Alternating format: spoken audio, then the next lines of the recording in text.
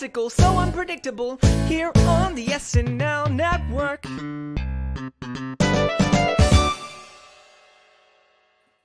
Yes, that is right. Welcome, everybody, on in to the Saturday Night Network for the first podcast that will begin the celebration of 50 years of Saturday Night Live. We are now less than 1 year away from SNL 50, believe it or not. That is scheduled to be on Sunday, February 16th. 2025. And a lot of people believe that this will be the most incredible television event ever, maybe the last great television event ever, potentially. There's so much hyperbole coming into that particular weekend. There's so many plans that are being in the works right now. I hear that, from what I've seen from NBC, they're working on a very long celebration, including some stuff beginning in the Olympics this summer, going all the way to a special at Radio City Music Hall that weekend. And then, of course, the special SNL 50 on that Sunday night. And I'm sure that over here at the SNN, we will have plenty of coverage coming up next year. So I'm really excited for that. But we thought, since we are now within a year, let's lock in some very early predictions of things that we might see on this great Saturday Night Live night. And I brought in a few podcasters with us to get that done on this break between SNL episodes. So first up, let's bring in our SNL historian, Bill Kenney. Bill, how are you? John, I'm doing great. So excited. It's been a long time since you tasked us with such a challenging thing with just a couple days notice. So I'm up for the challenge. I'm ready for it. And if any of mine get on SNL 50, I want a damn writing credit. You hear me, Lauren?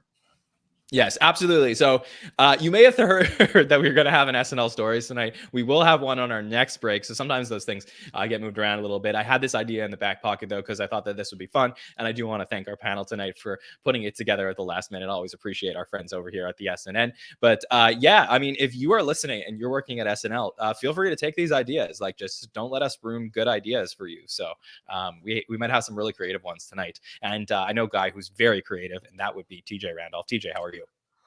John, I'm unprepared as I am. Just to reiterate what Bill was saying, you asked us to do this so last minute, I didn't have enough time to write any notes. I did. I had the time to write a little bit of things, but to be honest, I also needed to watch. I'm behind on Love is Blind, and so I was watching season 5. But I just didn't have time, John, to create ideas. I had to watch Sean Grant's Starry Super Bowl ad like a bazillion times. I had a lot of things on my plate here, and so this may be the worst I ever do in a draft, but I'm happy to be here with all of my smart and talented colleagues as the hot one. So I'm glad to be here, and thank you for having me. Absolutely, always under promise and over deliver. So that is the way to go, DJ. Yes, and of course we couldn't do this without another smart colleague of ours, and that would be Kirstin Rajala. Kirstin, how you doing? I'm great, and I'm going to brown nose a little bit and say I am very prepared. I have pages of notes that are highlighted. So I guess I made time, TJ? She got 3 highlighters. Oh, this is like a cheat sheet. Like, I don't know about you guys, like whenever I know I'm telling on myself now, but were you those types of people that would write on your arm just memorize things like in high school when you'd go for a test?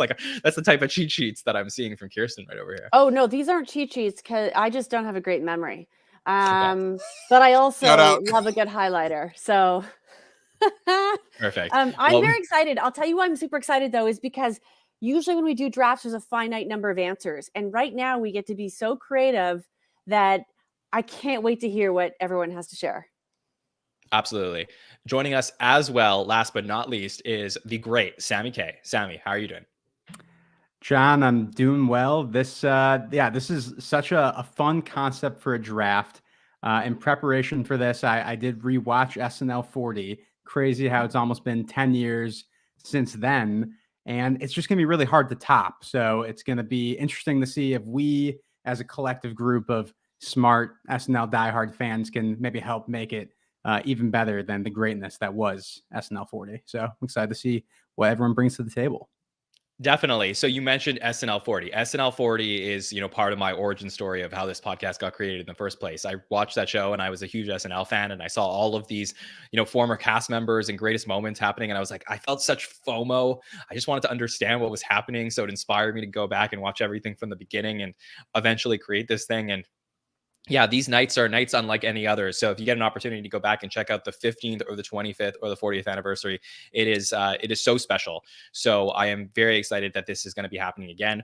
I believe everyone thinks this is going to be the biggest one that they've ever done. So I'm looking forward to seeing what SNL will do on that. And of course, we will let you know about all of our coverage. We have some really fun things planned as we get towards the 50th season over here at the SNN. And also, we will be doing at some point over the summer, very likely, an SNL 50 host draft. So for the 50th season of the show, we will be talking about things that we may see during that season. But just for tonight, to clarify, we're talking about the 50th anniversary special that will take place next February. So we have 5 panelists on the show tonight, including myself. So me, Bill, TJ, Kirstin, and Sammy. We're going to go 6 rounds with our draft tonight. So there'll be 30 picks chosen. We have different categories that we can pick from tonight. So I tasked all of our podcasters with thinking about different aspects of the show. So we wanted to know one cold open prediction. So last time for SNL 40, we had Jimmy Fallon, Justin Timberlake open up the show with, a great like rap. And honestly, I loved what they did. And then a huge live from New York where you saw the crowd. There's been some other great examples as well throughout the history of these anniversary shows. We wanted one monologue prediction. So last time on the 40th, we had a bunch of the great hosts come out, a couple sketches and or pre-tape predictions. So things that you might see throughout the night. So they actually get to do some live sketches, and hopefully we'll get to see that again. And then a musical guest prediction as well. So we know that we have some great performers that may be lined up for the show. So that is what is on tap here for tonight. We do have to pick a draft order tonight. So I'm going to ask, I'll try it this way. Does anybody want to go first? That's what I'll ask. Do we have any, who wants to call dibs on first?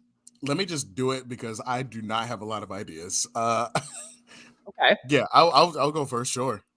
Okay, so we'll do that. We'll see if we can work this out. Okay, so TJ is going to go first. He will also pick last at the rounds because we're going to snake it. Okay. Let's see. Anybody want to go second here tonight? Kirstin. Okay, so Kirstin's going to go second. I want to hear your auctioneer voice, John. Okay. Number 2. So it's a Kirstin. Okay. All right. Bill, Sammy, myself. Anybody want to go third? Bill, you'll go third. Yep. Got it. Bill, okay, Sammy, do you have a preference between 4th and 5th? You know what? I feel like a lot of people complain about that last spot, so I'll take the last spot for this one and see how I do. Okay, so John will go 4th and Sammy will go 5th. That was pretty good. I don't know if we could do that with 7 or 8 panelists, but with 5, we figured it out. So we're missing an Andrew to put at the end. Like that's true. That's true. Yes. Yeah, now I'll know how it feels.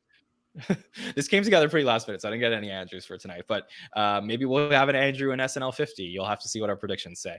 Okay, TJ. You have the first pick. So if you're watching us on YouTube, I'm going to put us in the draft order so you guys don't forget. So like I said, we got TJ, then Kirstin, then Bill will be picking 3rd. I will be picking 4th, and Sammy will be at the end of the snake. So TJ, let's find out where you think SNL 50 will go in a year from now. What is your first pick?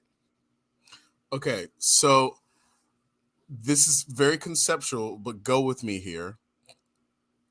If this is airing, like originally my idea was like going to be like this election thing where it was going to be like every iteration of Biden and every iteration of Trump were going to come on. So it was going to be like JAJ and like Suits with like Daryl Hammond and Alec Baldwin. So it was going to be like 2 Bidens and 2 Trumps. But I realized that doesn't play as well because the election is going to be over by this time and the new president will be selected. So I think you're going to do something political. But I think since in the 40th, they steered it completely away from that in the opening. I think the opening was, it wasn't that That's When You Break. I think it was something with Jimmy and Justin. Yeah, exactly. It was Jimmy and Justin doing the rap together. I was thinking, you might do that same thing. However, Jimmy and Justin are much more synonymous with not the past 10 years, but the era 20 years ago from like 05 to 15. So I think it's going to be John Mulaney and Pete Davidson. And I think there's going to be, I don't think, oh my God, it could be a musical that opens up the show. So it could be the Mulaney musical, which is one of the problem with this is there's not a lot of reoccurring bits in this past 10 years. So I'm thinking the Mulaney musical is one of those few things. So maybe it's in Mulaney's a more recent figure, be so actively popular. So It's a Mulaney musical, and Mulaney and Pete are friends, kind of in the style of like Justin and Jimmy. So I think a Mulaney musical with Pete Davidson, because star power, that Pete Davidson's name still gets a lot of clicks on things. So if you have him in there at the opening and you have Mulaney, I think you open up with some kind of song, because I read like an article on Deadline that Lauren was talking about. There's going to be a lot of musical acts and a lot of comedians. So I think we're going to steer really heavy into that. So I don't think I'm right. Anything I say right now, I have no idea if I don't think I'm going to be right. But I can see Mulaney and Pete being a piece of it, because Pete, like Lauren treats Pete like a Nepo baby. Like he loves him. He loves him. It's 2 feet in the door for Pete. Like, yeah. Okay, so I just want to clarify. So I think when we make our picks, by the way, we should all say like what category we're picking everything for. So TJ's was for his cold open. Cold opens. Yes, exactly. So I just want to just make sure that like in case anybody was confused. So cold open, Mulaney musical. That's how TJ thinks the show is going to open up. So I missed something when I was explaining the rules. So we can pick 1 cold open, 1 monologue, 2 sketches or pre-tape. So you can include that in there. 1 musical guest, and then there's also a wild card pick. So that is the 6th pick. So you can pick anything else you might see in the show. Could be for your wild card pick. So TJ is going to use his cold open to kick off the show with a Mulaney musical, which obviously could be at a different point in the show. With Pete Davidson specifically. Yes. So that means any Mulaney musicals are off the board for any of us. You could use Pete Davidson, John Mulaney, and something else, but Mulaney musicals off the board. Okay. Is Mulaney off the board? Mulaney is only off the board in terms of Mulaney musicals. So that's, just to clarify. So Kirstin, you seem to have liked this idea. I could tell from our private chat. So what do you think of that? It's literally my idea, and TJ, you just came up with that off the cuff. If you know me, you know I love John Mulaney. That is legit what mine was, and for the same reasons. Cameos, it's NYC centric. You've got the writers, you've got the costumers, you've got hair and makeup, you've got this cast of characters that can pop up. Like, it checked every single box and was a great conventional but still bulletproof way to start a really big gala kind of show like this. So thank you very much for taking Kirstin, my idea. You have more notes than I do, so you should let the little guy win. Okay. Oh my gosh. Well, we'll see. We'll see what the audience thinks of this after. Bill, Sammy, either of you, were you like dying to pick a Mulaney musical, or you were good? Yeah, this is my slam dunk sort of like, oh, no one's going to think of this idea for the cold open. That's like the highlight. Okay, so it's a great first pick. Yeah, none of us have had an original thought our entire lives. yeah. I mean, because, for this one specifically, maybe I'll save some of this for when I pick my cold open. Just, they opened it up with a musical last time.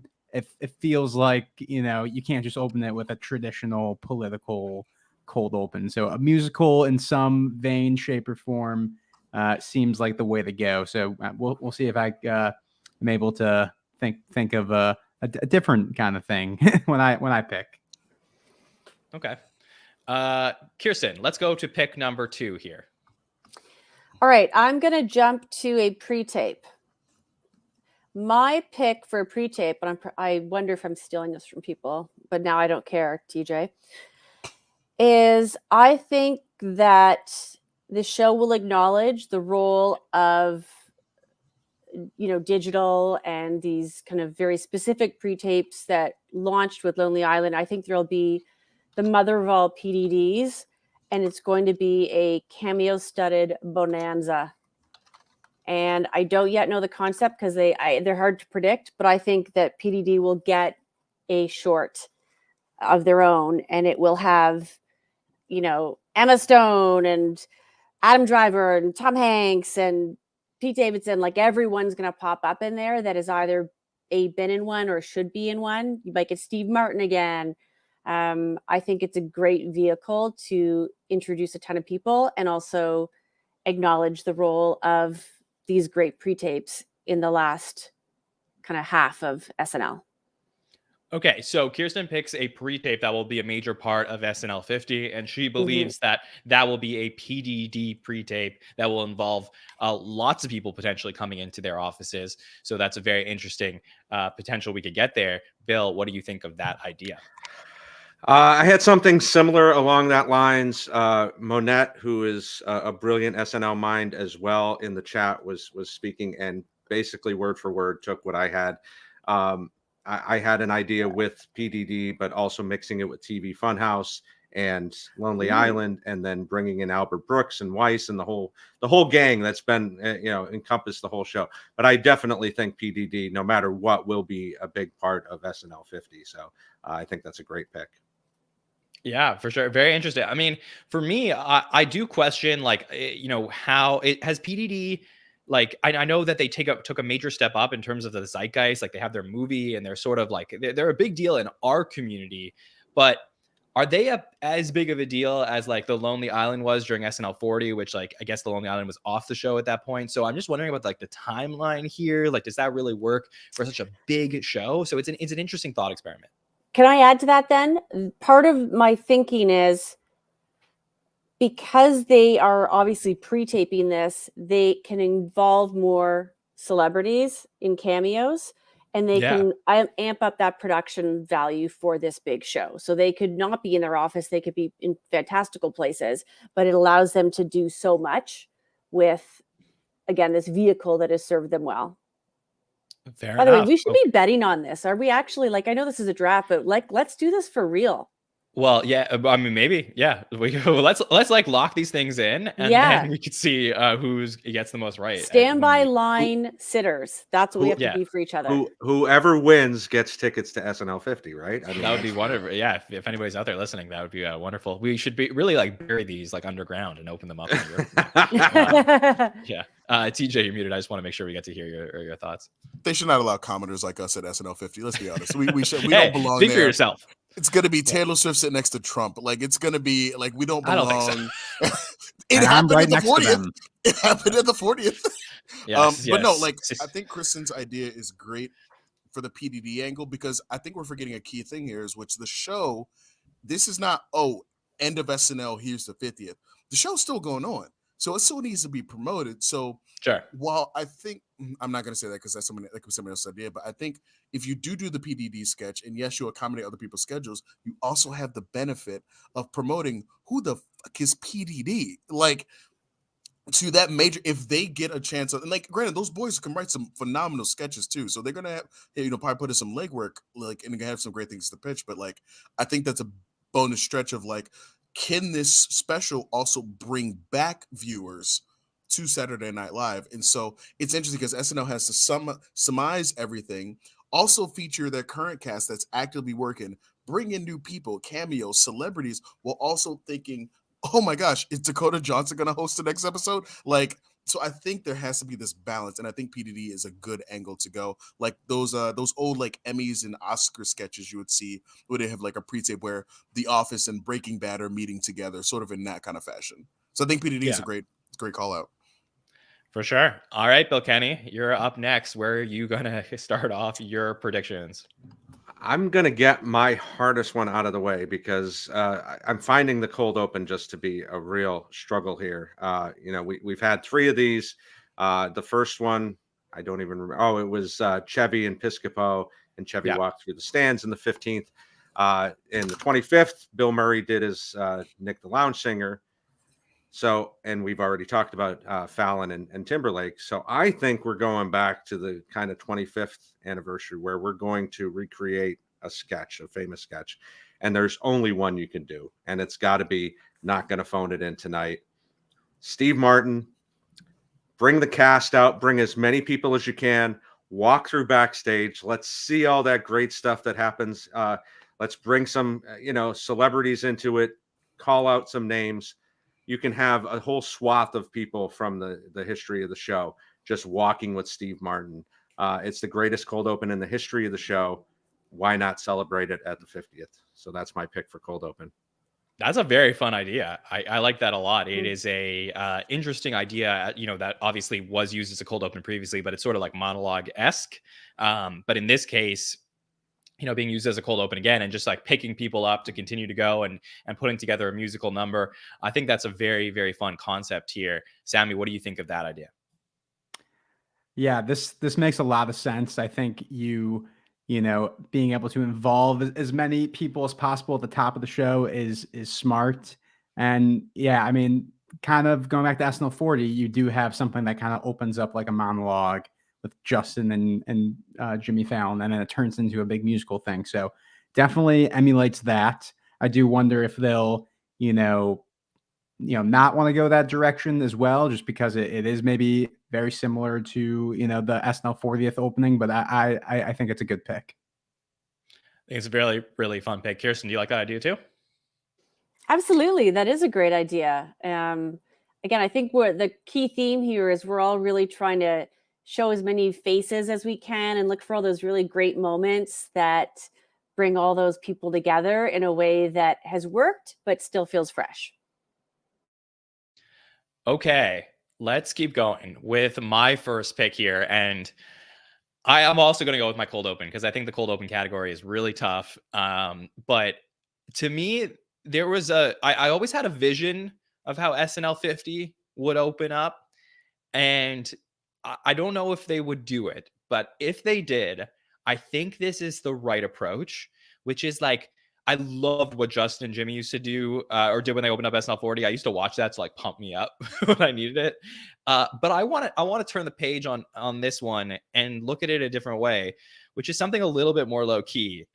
And I think there would be no more beautiful connection between SNL 50 and October 11th, 1975 than to redo the Wolverines cold open that kicked off the show during SNL 50. Obviously, O'Donoghue, Belushi, they're not around anymore, but I do think that you can find the right people to fit those roles. It could be like, you could even put like a Kate McKinnon in the Belushi role. Like, I think you could find like the right people that people would be excited to see. And, maybe not everybody would get it, but like, this show is for us. Like, this is for the people who've like rocked with the show and seen the highlights for the last half century. And I just think it's like a beautiful bookend. So I'm about like telling the right story with the show. And that's the story that I want to see kick things off. And I think you can get into party mode after that sketch. So that's my cold open for tonight. The Wolverines cold open. Anyone here have any thoughts on that? Yeah, this was my only other cold open that I had listed. And I struggled. The only reason I struggled with it was, who do you get to fill those roles? For a bigger sketch where you have a lot of people, you can have a Jim Belushi fill in for a John Belushi. But this is so specific to these two people plus Chevy coming in at the end. I don't know who they'd have to do that, but I like your idea of Kate maybe being one of those people. Maybe Sarah Sherman, who's kind of a descendant of Michael O'Donoghue and the Gonzo humor. So yeah, I like that a lot. Yeah, and look, I think like there's a little bit. What's interesting when you're starting to evaluate like what sketches to bring back from older eras is like, do they hold up? Like, can you do sketches from back then that may have worked in 1975 that don't necessarily work now in 2025 when you're talking about this stuff? And I think like, the imitation that, Belushi's doing of an anonymous, country, I guess, and like, being, playing off like with the accent and stuff like that. Like, I think there is like a little bit of sensitivity there to just try and like figure out the right note to push. But I do think like, to me, the like, I want to feed your fingertips to the Wolverines, to me, like that is just like so iconic that I think that there's a way to do it. And I think you could put, like I said, you can put the right people in there. So for me, there's no better way to do that. Anyone else? Any thoughts there? Okay. All right. It's nice. I'll say it's really nice. I hadn't thought to go back to the beginning, but someone wrote it's a deep cut. It is a deep cut, but it could be really sweet to see that. Okay. Sammy, let's get your first pick on your list of predictions for SNL 50. All right. So I think at this moment in time, I'm giving up on my cold open. Like I just have a feeling we're going to look back at this draft, this cold open. A lot of ideas, a lot of penciled in ideas I had are kind of gone. So we're going to go back to the drawing board throughout this episode. But I do have a pretty good idea for the monologue. And for the monologue, we had Steve Martin do it last time, which is kind of like a slam dunk, makes total sense thing to do. And on the one hand, I could see them doing it again because he's kind of like the SNL host. But I think what SNL is going to kind of struggle to do is not, recreate so many moments from SNL 40 that were done so well, try to be different in some ways. So I think for the monologue, you bring out Tom Hanks, another iconic, legendary host, and somewhat similar to SNL 40, where you have different hosts come in. We instead are going to venture over to the Five Timers Club, and we're going to have the Five Timers Club to end all Five Timers Club's sketches. Kind of like the Avengers Endgame portal scene, if you will, of like every single person who has ever, been in the Five Timers Club. They're in the building, and just have that be such a celebration moment. It could be the last time we see some of, these hosts that are, getting up in age with, like Elliot Gould or even Steve Martin for that matter. So I think that'd be a really fun way to do a monologue with, the great Tom Hanks, who has really become a steward of the show. And, then get this great Five Timers moment. Yeah, I was very close to picking this for my first pick as well, Sammy, because I just think like they've never done a Five Timers Club sketch on one of these anniversary shows, and that is the way to do it here. I think you nailed exactly like the right format for this. You start off with Hanks, and then bring out the Five Timers actual card, take you back there to the club, and get everybody in there for the first time. I mean, I think at SNL 40, one of the things that I think it was Hollywood Reporter did was pictures of everybody who was still around for the Five Timers, and like put them all in groups and took some photos, and it was really cool to get that moment of them. But we didn't actually get that on the show, and I think it could be really interesting now that there's more people in there, what they could potentially do with like a full Five Timers Club. Like, let's see the pool, let's see the sauna, let's go all out and get this thing done. TJ, you seemed pretty annoyed that this wasn't a pick for you, so let's get your thoughts on it. Because I realized I've never had an original thought in my entire life ever since I started doing this podcast. All right, you people are just like me. That's right, I said you people. I wrote. You would not. My notes are in shambles. Okay, like I literally. Tom Hanks was the only person doing a literal monologue. Everything else I wrote down was like partnerships. Do you know why that doesn't fucking work? Because it's not a literal monologue. Tom Hanks was the only guy I had. You took everything I had, Sammy. Hey, you took my cold open, man. So and I for an mine eye. too. Yep. All I'm realizing is that none of us have ever had an original idea, literally ever, except Bill and John, because they've seen more of the show. This is, I feel so, I'm like, wow, you're going to come up with some good stuff. I believe in you. So that was a good one. Kirstin, what do you think of the Five Timers Club potential we might get here from the monologue from Sammy? Oh, I love it. I really hope it happens. I do. I had some notes. I was trying to figure out where to fit that in, and I love your suggestion. I mean, at this point, the kind of legacy of that really is from this last 15, 20 years that it's become such a thing, and there are so many members now. So it'd be the right time to talk about it, joke about it, highlight it, showcase it, all those things. Absolutely. All right, Sammy, you got back-to-back picks here. So let's round out your predictions with your second one. Yeah, and another thing I'd asked John when we were preparing for this was are we trying to actually get some things right with our predictions, and with this next one I'm gonna just take this person off the board because I feel like we've talked a lot about her lately and how big her star has gotten, and are we gonna see her return to SNL? I think if you're trying to like place money at Vegas as far as like things that are gonna happen in SNL 50. You're going to bet on Taylor Swift to perform at the anniversary special. Obviously, someone who's had a big history with the show and has been on. She's hosted. She's been a musical guest. And if they can't get her to perform or host in season 49 or season 50, you'll definitely at least get her back for this anniversary special. I was actually surprised that she didn't perform in the last one, even though she was in the building. So I think this will definitely happen.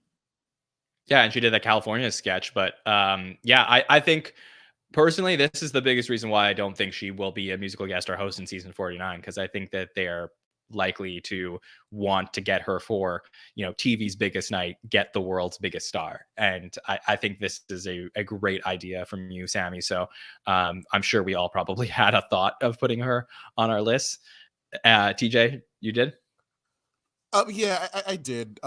Thankfully, I can say she wasn't like the first, second, or third thought, but it was more of like for sure. Like, if we're thinking about this from like a rating standpoint, but then again, I did see a note that Lauren said that like because he didn't want to worry about how long it takes, and he's like, it's going to take how long it takes. I think they're like for sure doing it on streaming, which means it's going to go to Peacock.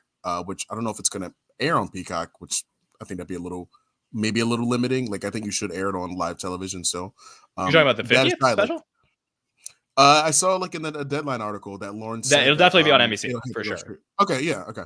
All right, so they probably just are like, Lauren, just take 5 hours and just do whatever you want. Man, the carte blanche that guy has. But Taylor Swift, yeah, she's like she's the Spotify top global artist. Like her name, I don't know. Can any of us count how many times you've heard the name Taylor Swift in just past month and a half? Just like how many times? I'm upset because I was listening to her music earlier today too. She's everywhere. And I don't think that's going to die down in a year. I think, but here's the one thing I do think, and John, I want to know what you think about this.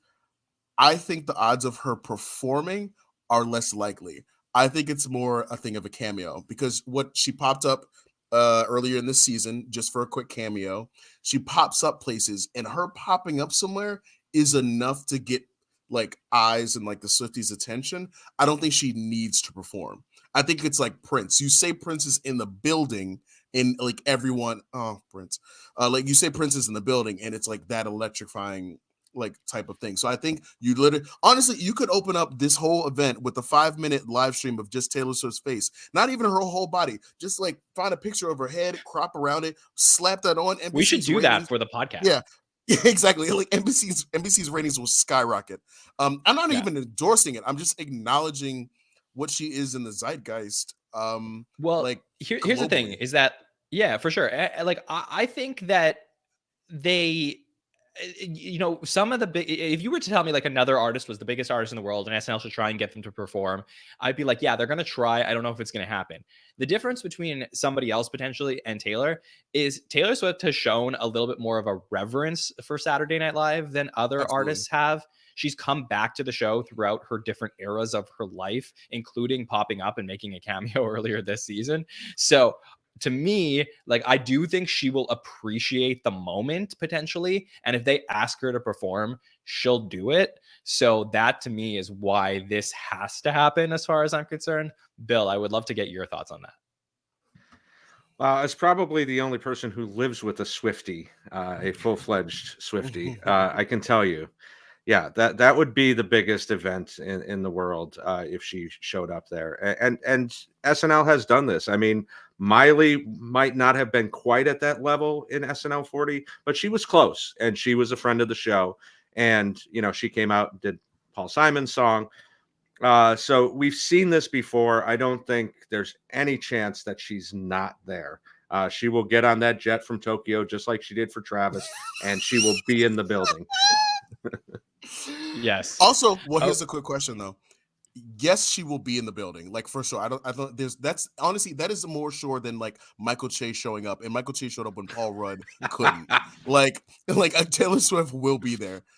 But are we really so sure that she'll perform? Because like, yes, she will want to do it, but will SNL want to pay her crew I know the crew would do it for her, but would they want to pay the production fees like when they had like whenever they would have Kanye come in and he would like kind of break apart the set, or when Billie Eilish did they have unlimited budget for Taylor Swift to perform, TJ. I'm just gonna like answer right now. Like it's Peacock, it's not Netflix. I think money is no object. Money is no problem. It's NBC. It's not going to be an issue.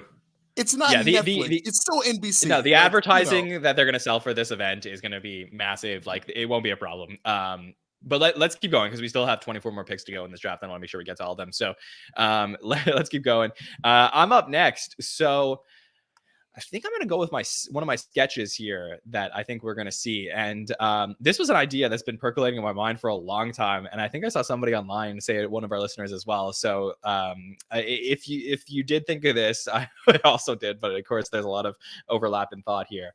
But one of the things that we saw, like, around the time of SNL 40 and then into more recently over the last 10 years, is that Colin Jost has written some really great audition sketches in the last decade or so, where they would go back and show like, okay, like, what did Jurassic Park auditions look like with all of these like fake celebrities, or Back to the Future and all that stuff.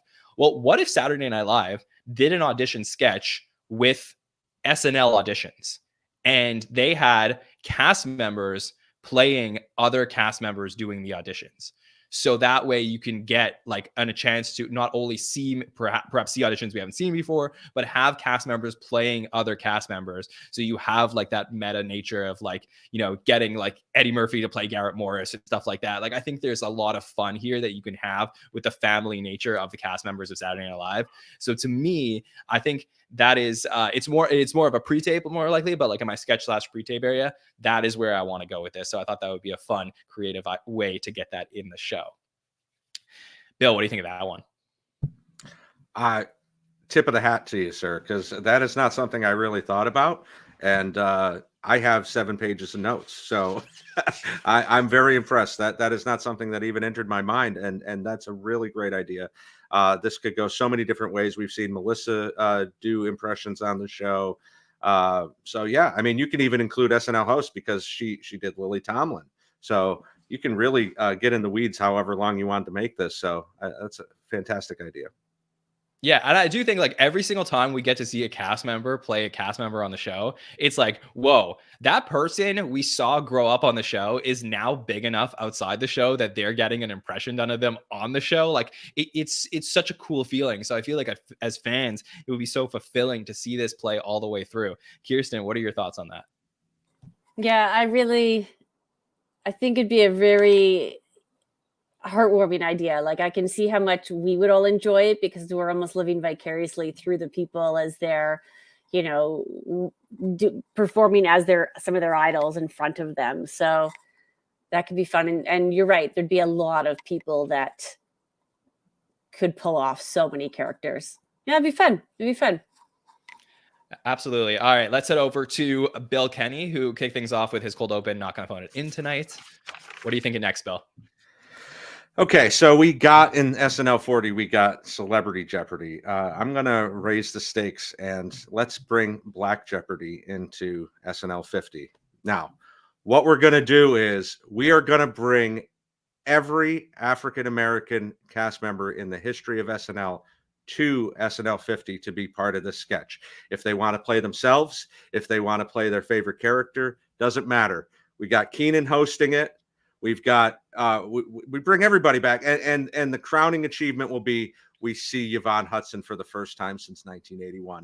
She's going to walk through the building. It's going to blow up the internet. Nobody knows who she is except for us, but it's still going to blow up the internet. So yeah, that's my pick. I want to have everybody back in the building. So Black Jeopardy. Yes, except are they going to acknowledge Yvonne Hudson is there, or is she just going to be playing like random extra in the back? She's the button on the sketch. She's going to walk in and yeah.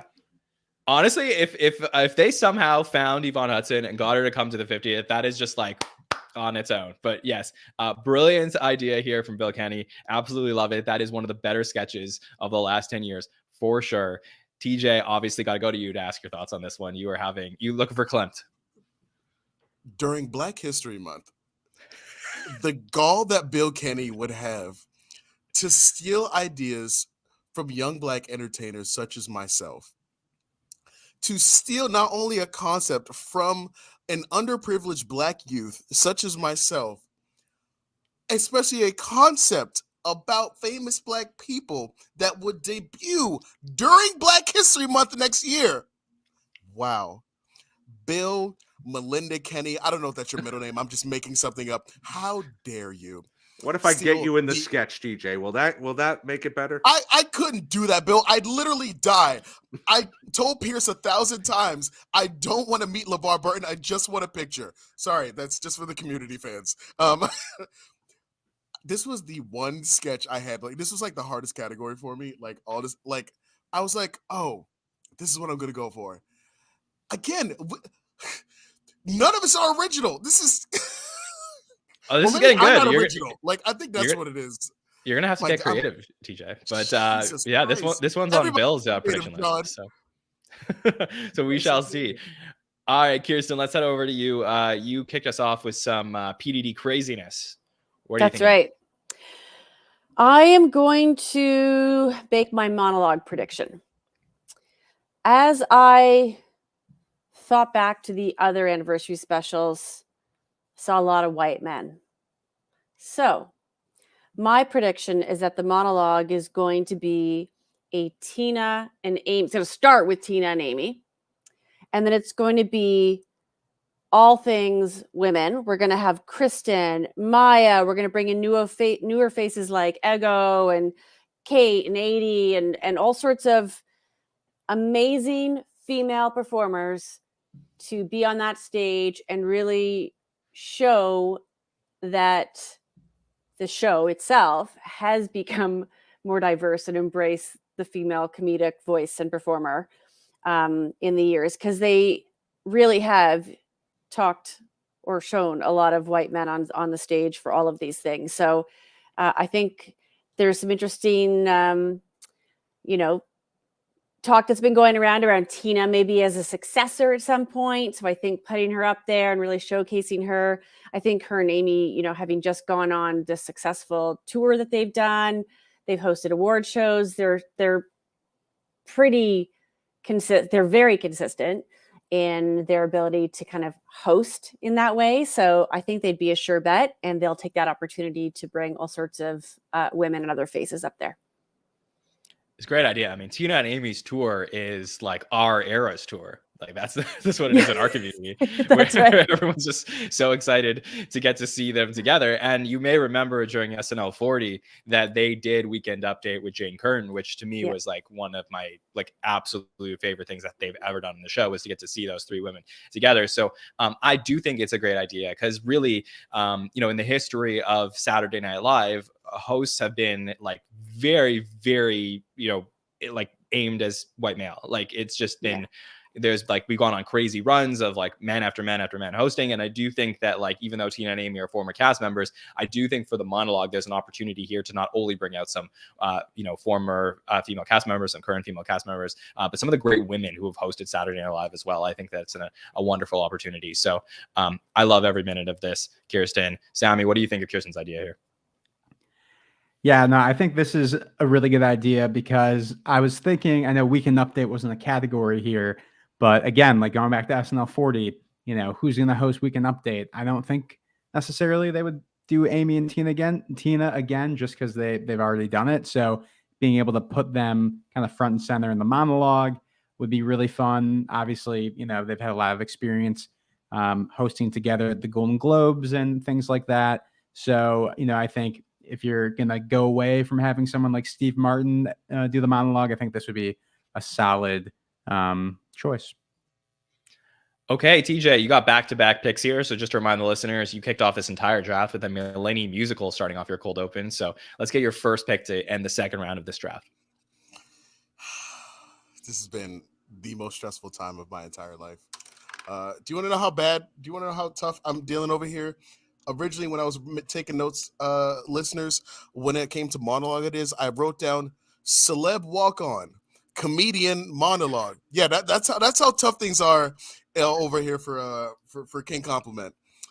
Yeah, okay. So a lot of my things are really being knocked out here. So I'm gonna go for something that would just be insane to do. It's just as a wild card. Like I don't know. I don't know if they would do this, but like I'm not saying I want them to do it. I just think it's a good enough wild card. Because I don't know about you guys, but I was truly shocked when a couple of weeks ago Dave Chappelle appeared out of the ether during the good nights of SNL, which means that ninja's just hanging around Studio 8H, and he lives in Ohio. That's a long drive. So I think for wild I don't card, think he drove. Maybe he hopped with Taylor on her jet. There you go. So I think Dave Chappelle showing up either in a monologue or in a Black Jeopardy sketch, which honestly would be more apropos. But I think Dave Chappelle being in the building and featured, even if like Bowen Yang doesn't like want to stand with him at the good nights, I think Dave Chappelle showing up and being not only in the building, I think it will be in the building. I think that's honestly kind of a guarantee. Like I don't think that's controversial, but I think him being featured and having a piece at one point where he will start smoking a cigarette, I think that's more sure. Like I know he'll be there because like Lauren, he likes the guy. But like I think him being featured and having some kind of piece, even though that may not be the most like, we all know. I think that is my wild card prediction. Okay, so Dave Chappelle will make an appearance during SNL 50, according to TJ, who loves chaos. And it's what are we I gonna think get? it's just accurate. I'm not gonna like if we. No, if I think you're there right. has to If be you at go least one controversial celeb, and it's Chappelle or Chevy, and we That know should have been the Chevy's most category. likely. Yeah, like we know. Honestly. Yeah. Wait. Yeah. Wait. What should be the category? I say instead of wild card, we should have done controversial celeb that will show up to SNL 50. Hey, that is a pretty good one. Yeah.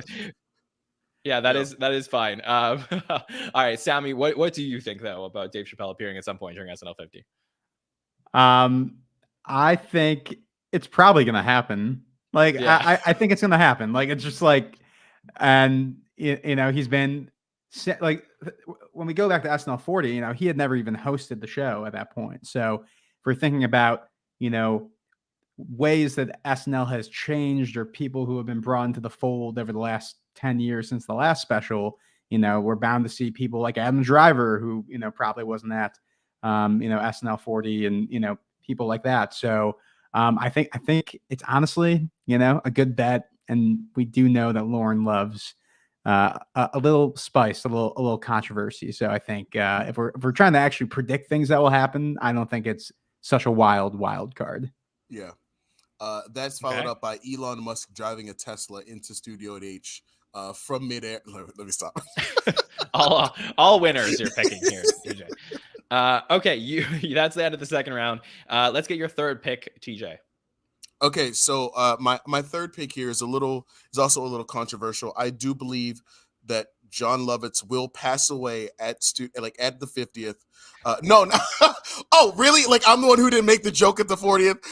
John Lovitz will come on stage and he will fake a heart attack and actually pass away. And we'll cut into an episode of Law and Order. Wild card pick, you know that. Right? I don't really get the premise. I do not want anything bad to happen to John Lovitz, but I still think that bit is so funny. Like I'm putting him in the in memoriam. I think it's a great bit. Okay. So the only other thing I have here is musical guest selections. You know, there's obvious ones like Taylor. There is more recent choices like, you know, a Billie Eilish.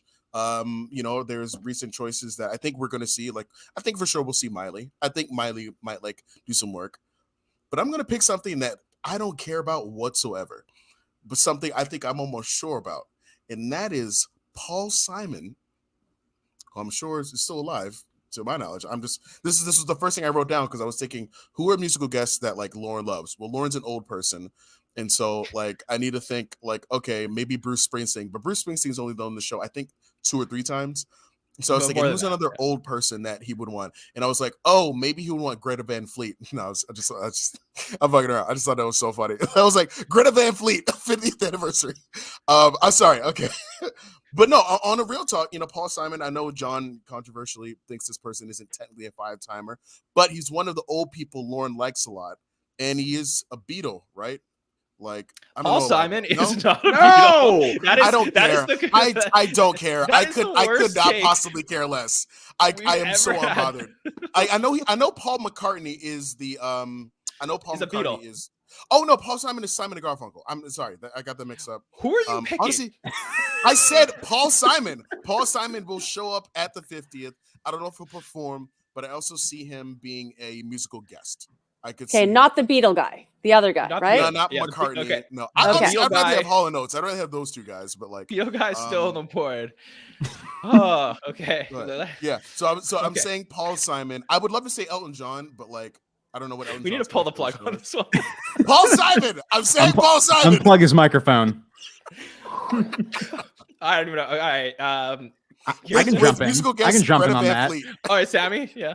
I just want to say, TJ, you know, this is a funny prediction. This is almost, this might be controversial. This might be almost, you know, a riskier pick than your last one because Paul Simon's 82 years old.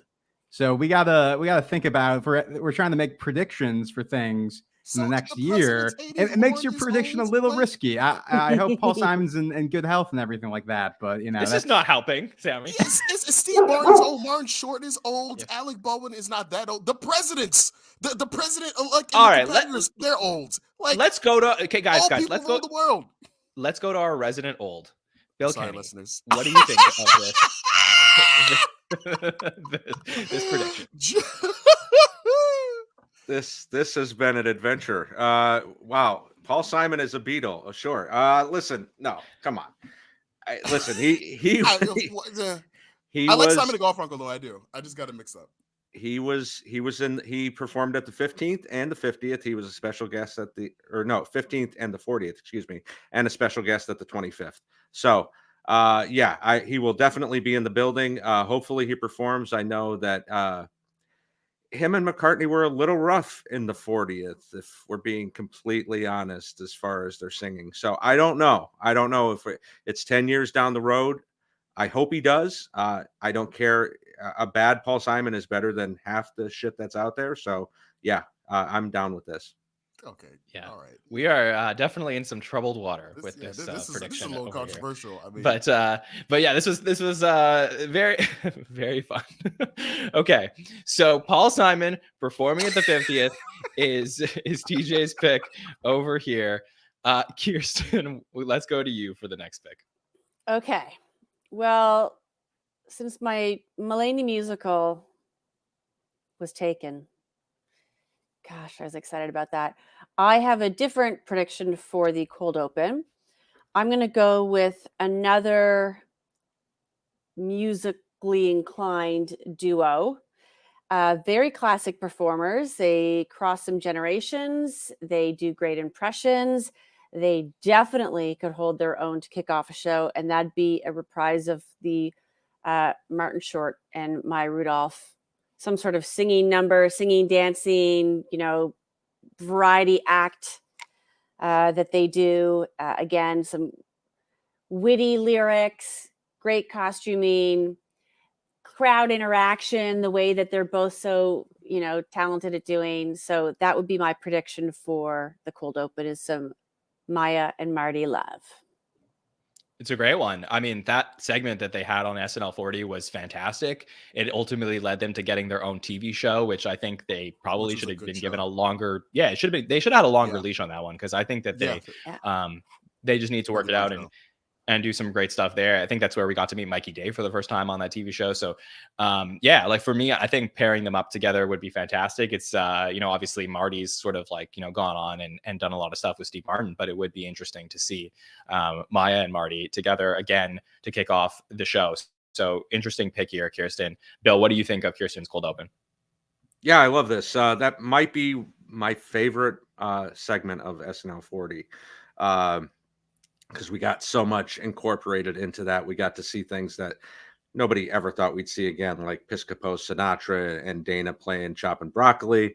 If they find a way to put a kind of a new spin on that, that would be fantastic. I love that. All right, Bill, let's get your third pick. Okay, so the other category that's a little bit tough, as we're seeing here, is the monologue, and the Five Timers was on my list as well. So I'm going to do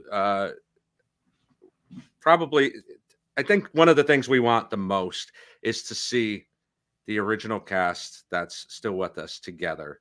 So I would like to see Chevy, Jane, Danny, Garrett, Lorraine, and Billy on the stage for the monologue.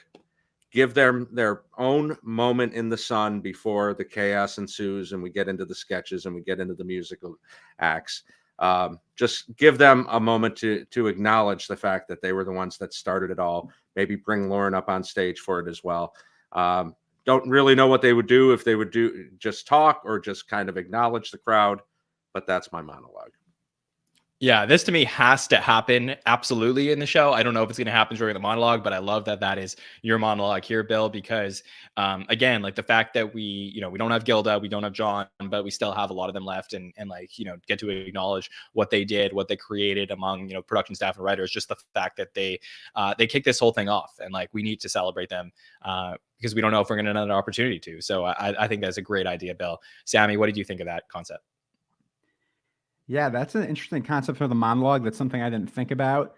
Would be nice to, not have a moment for them buried towards the back half of the show, have it, somewhat up top, I think would be really nice. And, we didn't really get this moment in SNL 40 as far as I remember. I feel like that was almost like an intentional thing. Everyone had a part to play. but they never were together. So it almost feels like they're saving that for this. So I think that's a good pick. Definitely. All right, over to me for my third pick. So I had the Wolverines cold open. I also had the SNL auditions as one of my pre-tapes for the night. I think I'm going to pull my musical guest off the board here. I think I'm going to probably pick the most prolific member of Simon and Garfunkel, and that would be Mr. Paul McCartney to come and be the musical guest here. No, the only Beatle that I want to perform at the show is Paul McCartney. This has to happen. As I was scared that TJ was going to take this. I just think, like, again, I love the symbolism of like things you could do at the beginning of the show and things you can do now. And Lorne, like, create like the show being created and the show being like counterculture and like there all these things that were so cool about the first couple seasons of the show. And one of those like pinnacles of that moment was, you know, the offer from Lorne Michaels, like, we're going to give $3,200. We're going to get the Beatles hopefully to come. And then, like, you know, John Lennon and Paul McCartney, I believe, are like watching from a hotel, like not, you know, too far away. They don't end up coming. Finally, we get like season 5, we get Paul and Linda McCartney at the time, who were like filming stuff from England, and like slowly trickles onto the show. And I just think like the Beatles were, you know, SNL, people who worked on SNL in the original days were like part of Beatles mania. And like they were so obsessed that influenced so much of their comedy. And I just think like you can't do this show in SNL 50 without having Paul McCartney somewhat involved, considering how involved he ended up being in the totality of the show. So for me, I think it's somebody that has to come off my list right now.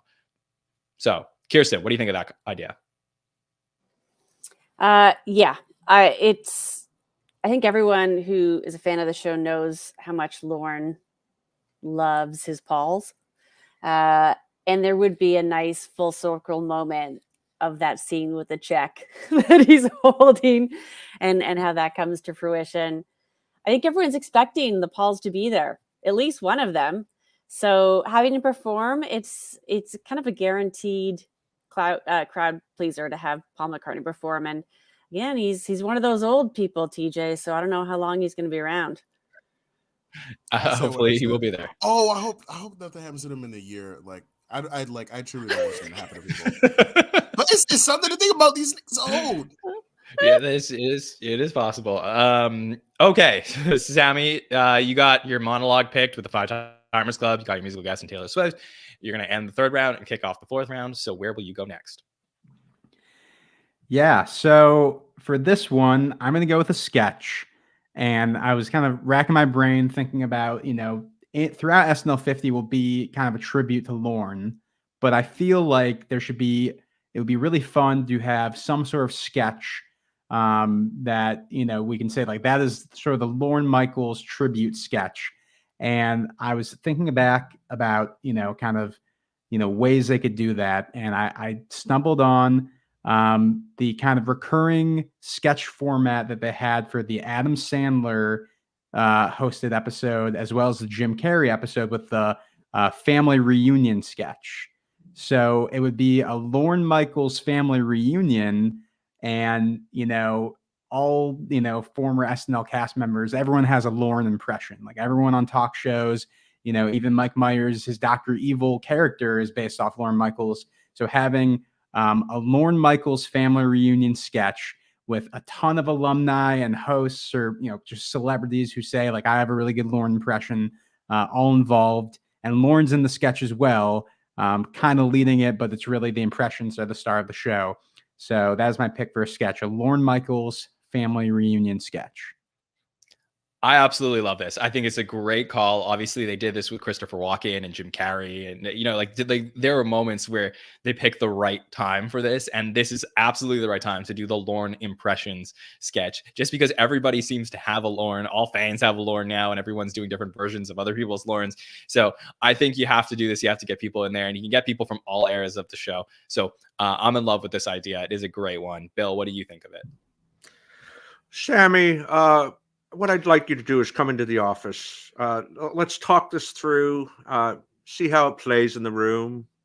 Yes, of course. Yes, this is brilliant. I love this idea. I hate that I didn't think of it myself. He clearly has a sense of humor about it. Smigel got to do a TV Funhouse on the 25th. The entire thing was a Lorne impression. So Yeah, I think this is a great idea. There's so many people that can go on and do an impression, so including me, Lauren. So come on, give me a call. Alrighty, we are halfway through our draft. So we have 3 picks off the board for everybody, and we're going to make 3 more SNL 50 prediction picks coming up. Sammy, where are you going to go next? Well, first off, Bill, I don't think I've ever heard your Lauren impression. You gotta get that on the show more often. That was really good. My next pick, I'm gonna go back to back with my sketches because I feel like that went really well. So maybe I had some good ideas. My next one is gonna be a pre-tape. I wanted to challenge myself. I wanted to get a sketch and a pre-tape going.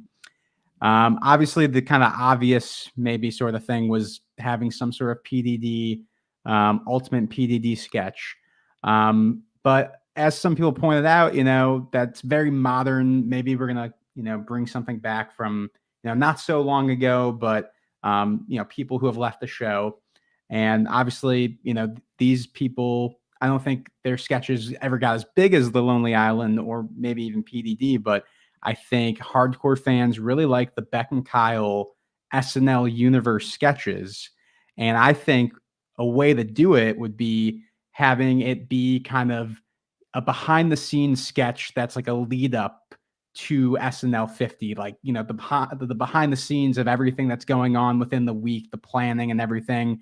And, as you get people in town, having them involved, but it is in the style of those Beck and Kyle sketches where, if you guys remember the Adam Zeekman sketch where, Kyle is like a new SNL cast member, but it's within the universe that they've built of, everything that goes on behind the scenes of SNL. And it's all heightened and played up. So to be able to do that for the 50th and have even more people involved, I think is a bit of a deep cut, but I think would be a lot of fun. And being able to show some sort of behind the scenes thing leading up, to the show, within the show, I think would be a fun idea. Yeah, this is a really good idea. I mean, I think that, unfortunately, PDD comes along now and like the talk of the town for the last few years. And obviously Lonely Island was so prolific. And, Beck and Kyle's pre-tapes, or specifically Kyle's, like, are sort of going to eventually, I think, water down. Like, we might forget about how good some of these were. And I think it's a really great idea to include this in the SNL 50 special because, they did something that I've been asking modern SNL to do, which is like, let us get to know these cast members a little bit better. And I know everybody was always playing fictionalized versions of themselves, but I just really feel like we got to know that cast the most through the Kyle pre-tapes. So, and even the Beck and Kyle stuff at the beginning. So for me, I love that idea. And I love the idea of including other people in there. TJ, what do you think of this idea here from Sammy?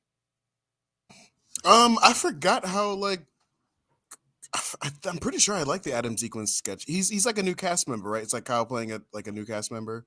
Yeah. Yeah. Okay. Yeah. Okay. That's the sketch. I think it was cut for time, which people in the comments are joking how this is something that would be cut for time, which I think, would actually be kind of make this even funnier is if they did make this and that ended up being cut for time, but still sticking with it. I'm struggling with this one a little bit. I feel like, okay, this is how weird it is. This 50th is clearly for the fans, but even within XNL lexicon, there's stuff that, like, may not be like a Lisa from Temecula or a that skirt the Chalamet Pete sketch. It's not going to be stuff of like that level that like breaks through the bubble, but then there's still stuff like Californians, which is more for SNL fans. It's garbage. I think Californians is trash, like completely. I think it's terrible. I said what I said. But like it is at the top of like the SNL like bubble for people. Beck and Kyle, not at the bottom.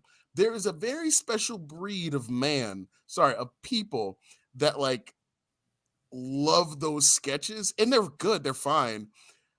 But there's something so like peculiar that feels like it's almost like making it like the nerd of SNL sketches, which is a weird thing to say.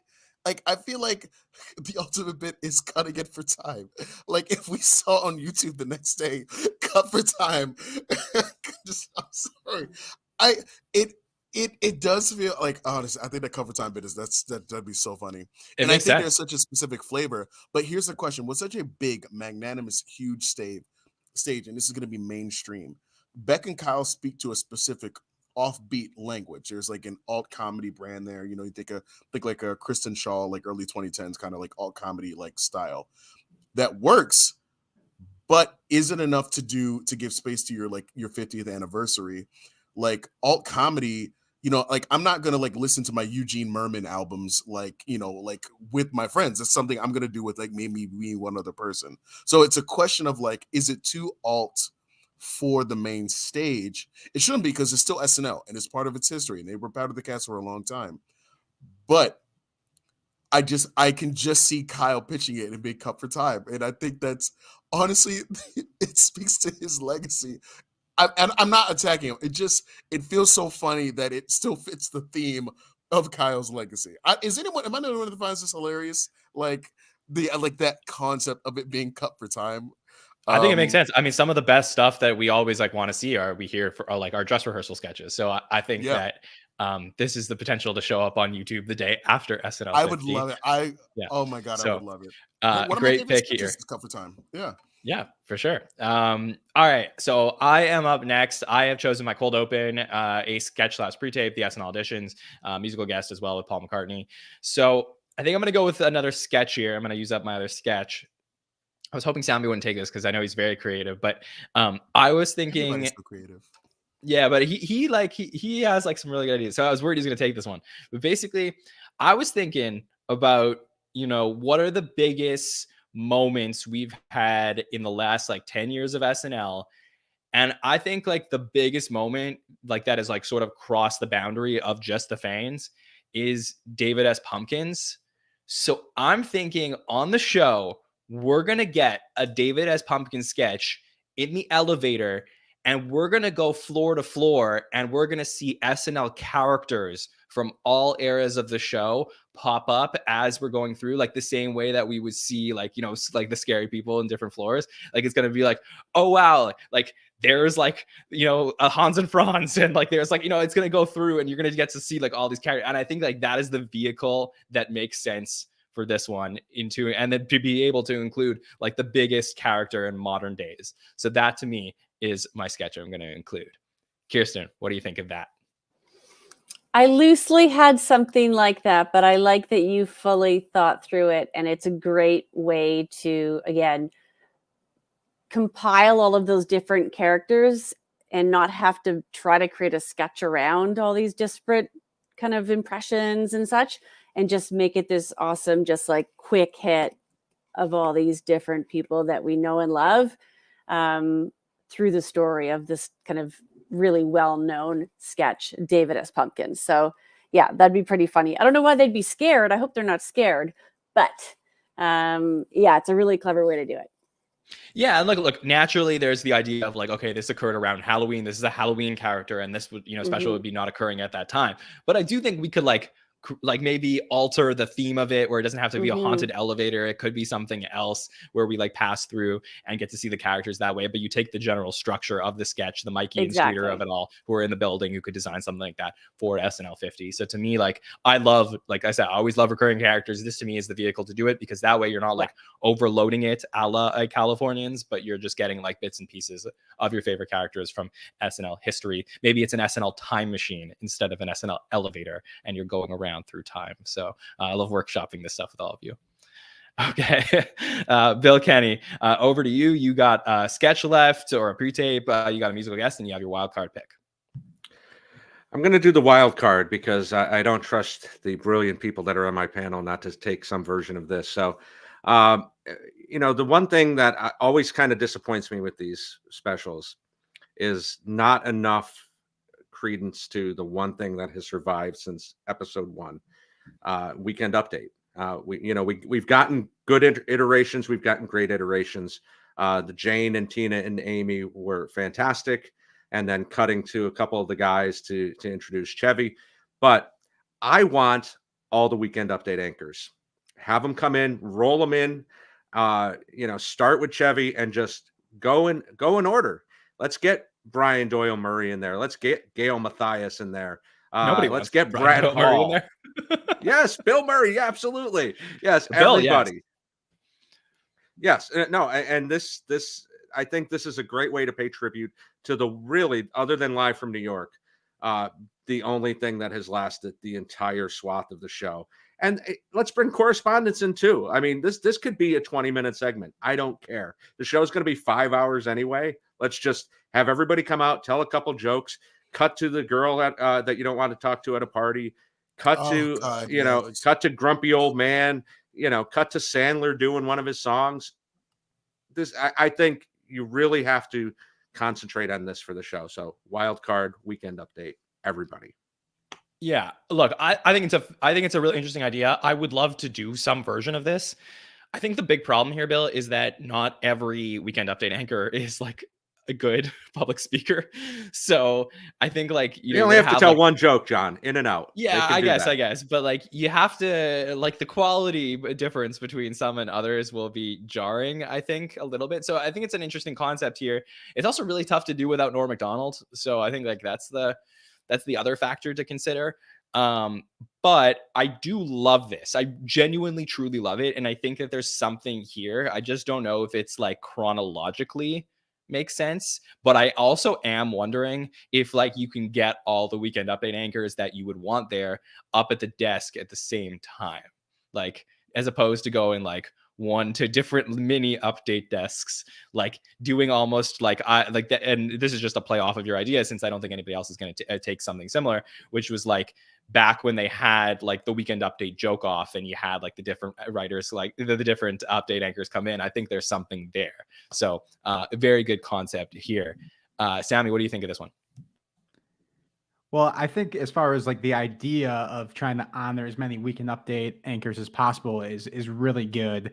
Especially looking back at SNL 40, I thought it was amazing seeing Jane Curtin with Tina and Amy. But, how do you one up that? I think doing something that encompasses as many anchors as possible would definitely be a good idea. I do wonder structurally the way that Bill's presented, how exactly that would work.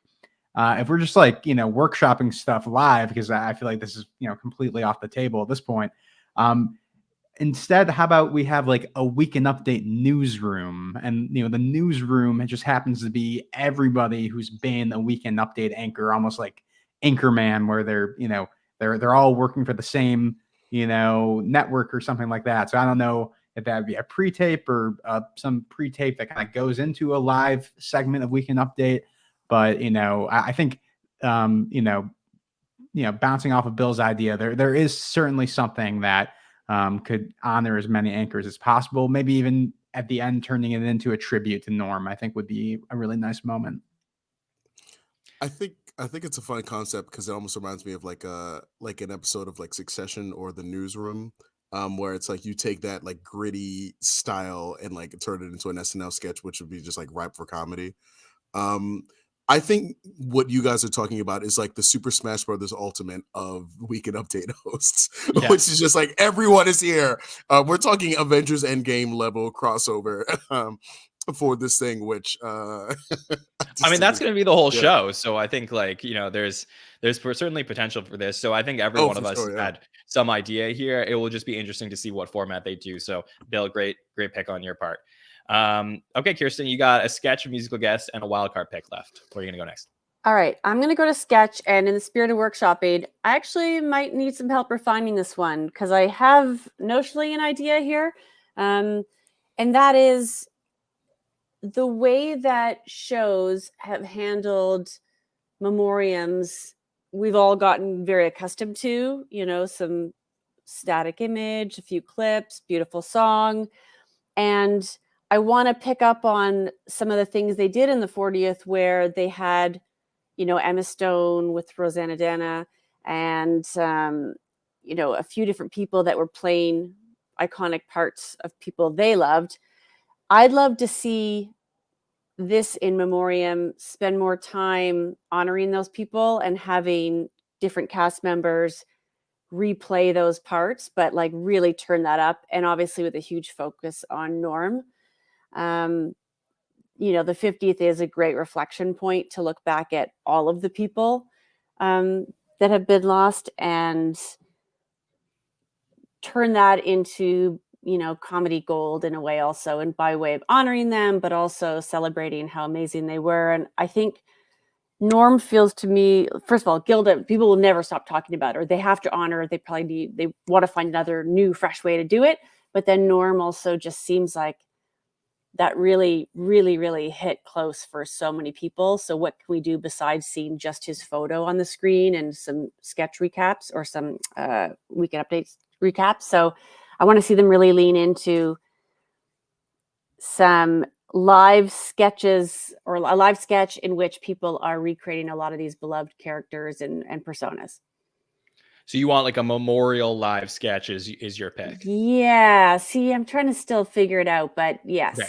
Because I have a concept for the in memoriam. Okay. So are we saying like, are we agreeing across the panel here that like there's no in memoriam is left to be picked? Because otherwise I won't. Okay. So Kirstin is taking in memoriam and turning this into a live sketch. So my idea for an in memoriam for the 50th was, hear me out. It was a pre-tape, but I think you recreate Don't Look Back in Anger, that very famous Belushi sketch where he goes to the Not Ready for Primetime cemetery and sees like all the primetime. And I think you recreate it, but like with all of the cast members who have passed, and you get some like really touching moments at this, like at the cemetery. Cause I think like that to me is like one of the most fascinating things that SNL has like ever put out. And like, obviously in retrospect, even more fascinating. So I think like that moment in itself needs to be honored. And of course, like the great work of Tom Schiller. So like for me, that would be like the way that I would maybe do it. It's less like energetic and fun than you're talking about, but I think there's like something there. Yeah. Anybody else got any in memoriam ideas while we're getting a little morbid? John. Well, it looks like we all have some in memoriam ideas. Very quickly, this was going to be a wild card. Like, I wasn't sure if I was going to go with it, but it's not exactly in memoriam, but I'm just going to throw it out there, just more content.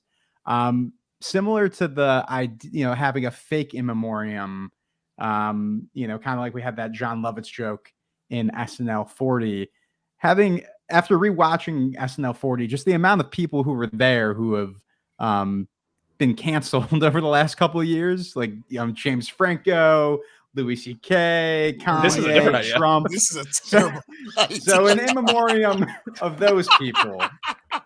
But I'm not picking it. It's just written down in my notes, and I'm not saying it right now. But SNL's worst hits. This is a terrible idea. This would get them. Sarah Palin, it was hard to watch. I'm glad I could get that out there without it being one of my picks. Yes, for sure. It is a fun idea.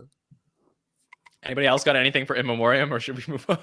Boy, it's hard to top those. But yeah, I think we saw this at the Grammys. What Kirstin's talking about, there's a way to do this. With more upbeat songs, which were kind of jarring the first time because you're so used to the maudlin, bring you in with this orchestral music and introduce these people. So yeah, if you can find a way to do that. I also like Sammy's idea too. So I don't know. Maybe we can have OJ and Spacey and Louis C.K. out there to do it in memoriam of Robert Blake. So I mean, I don't know. We're just spitballing here at this point. Right? Yeah, there's a lot of these on the table for sure. So, all right. Do you put Alec in it? Like, you guys got to remember. I think he's gonna be in some other stuff. So we'll see. Okay, Court? Okay, TJ. Okay, TJ, you got a monologue and a couple sketches left. So let's hear your thoughts. Okay, so my thing is, I think that a comedian is going to be in the monologue. That's TJ. That's my big idea. So my monologue I was really struggling. Like, when it really comes down to it, like, yeah, I'm a creative person, but like, I would never claim to be like a comedy writer. Like, writing is just not my strong suit. So the only thing I could really think of, honestly, aside from like Steve Martin Short, and Selena Gomez being on camera for like a couple of seconds, the only thing I could really think of is, going back to like a classic thing we've seen done many times throughout the show, which is a tour of Studio 8H. I think, and this could be, this could be like a pre-recorded session, but like, I think you go through you do the classic like run through, and instead of cast members, being like a kooky characters, maybe it's different stars or different former cast members who actually turns out their careers didn't go off so hot and they have to work in the building. So you learn that Kristen Wiig is actually a part-time NBC page. You learn that like Justin Timberlake actually is the one who like shines Lauren's shoes. Like maybe you kind of see that like, oh, Ellen Cleghorn has been living in the rafters. Like, just maybe, like, I don't mean to attack her. I was trying to think of a celebrity. I couldn't do it fast enough. But maybe you just learn. I think it's such a thing that has been done before. Like, I think if you showed it to Andrew Dick, like, it just would be like, just crushed because it's like, oh, we've seen this before. But like, honestly, this isn't like we're not trying to get his approval because I'm not saying we should. I'm just saying that like this isn't my strong suit, if I'm being completely honest here, because I'm not a show designer. That's not true. I do host a podcast, but like I'm just saying that like an SNL tour, it does kind of feature on the history. I don't think you have to do like a highlight of it. But honestly, some of my favorite segments have been when they just walk back and I get to see like little corners like of the stage. The fans really love that. Like one of my favorite monologues is when Rainn Wilson hosts, and it's like a reference to like The Office, and he's like just walking backstage. So maybe it could be something that like references this historic building. And while we will be ignoring, we clearly will sorry. Now, while Lauren will clearly be ignoring fire safety laws for Studio 8H on the day of, for how many people are going to be literally on that floor, and barring, of course, Studio 8H not literally crashing through the floors of the Rockefeller Center building, I think what you do is you do have the different stars kind of like popping around. It's because it touches on something that is kind of classic, like who's backstage at SNL this week, but maybe you just have the people like working the building. I don't know. Like, this is the best I got. No, I like it. I mean, this is like sort of an obvious one to me, which is that there has to be done in some form. I think Bill's like not gonna phone it in tonight idea. It like overlaps a little bit, but I think that there's enough separation here that you can count it both, because this isn't as a musical. This is like somebody walking you through this, taking you through the studio itself, and the studio is as much the star of this monologue as the people that you're showing. So I think honoring the building itself, which is like legendary on its own, I think really plays here. So I actually really like this idea as a monologue, and I think it's a great idea from you, TJ. Okay. Thanks. We are through. You're welcome. We are through 4 rounds of this draft. We got 2 more to go, so we each have 2 more picks. TJ, what is your 5th pick? You have a couple sketches or pre-tapes. What are you going to go with next? 5th pick. Isn't this my last pick? I just need this is your sketch. No. You're gonna we got 2 more rounds, so you're gonna end off the draft as well. I did a cold open, musical guest, wild card, and I just did monologue. Yeah, so you got 2. Yeah, 6 picks. So you got 2 more either sketches or pre-tapes. Oh, John, I didn't realize that sketch and pre-tape were 2 different pieces. I thought it was one. You can either pick 2 sketches or 2 pre-tapes, or 1 sketch, 1 pre-tape, whatever you'd like. So shoot. Okay. All right. So originally I had a terrible idea, which was like what if you did something with the ambiguously gay duo, but they're actually gay because you have enough, like you have a handful of LGBT like cast members, but you only have. Sorry, did you not think they were gay? What? No, I'm saying I was. I know, I'm saying the play on the bit is like instead of the ambiguously gay, it's the very gay duo. Like it's like Punky and Bowen. Like it's, I don't know. So I'm not actually doing a bit here. So I was saying you take like that concept. It is like, SNL historical. And yes, I know the joke is that like I know that's what the bit is. I've seen the sketch. But I'm saying like we live in an era now where like, people like who like have different sexual orientations don't necessarily have to like be ambiguous or like hide it, or like, like coming out as like much more like accepted in like certain like areas of the world. So instead of being ambiguously gay, they're just straight up gay. Like they're just like super gay. And so originally my thought was like, okay, you do that, but there's not enough gay cast members, I don't think, to pull off the sketch. So that idea was kind of shot. So my brain. So that's not your idea. No, it's not my idea. No, because I don't think it has legs.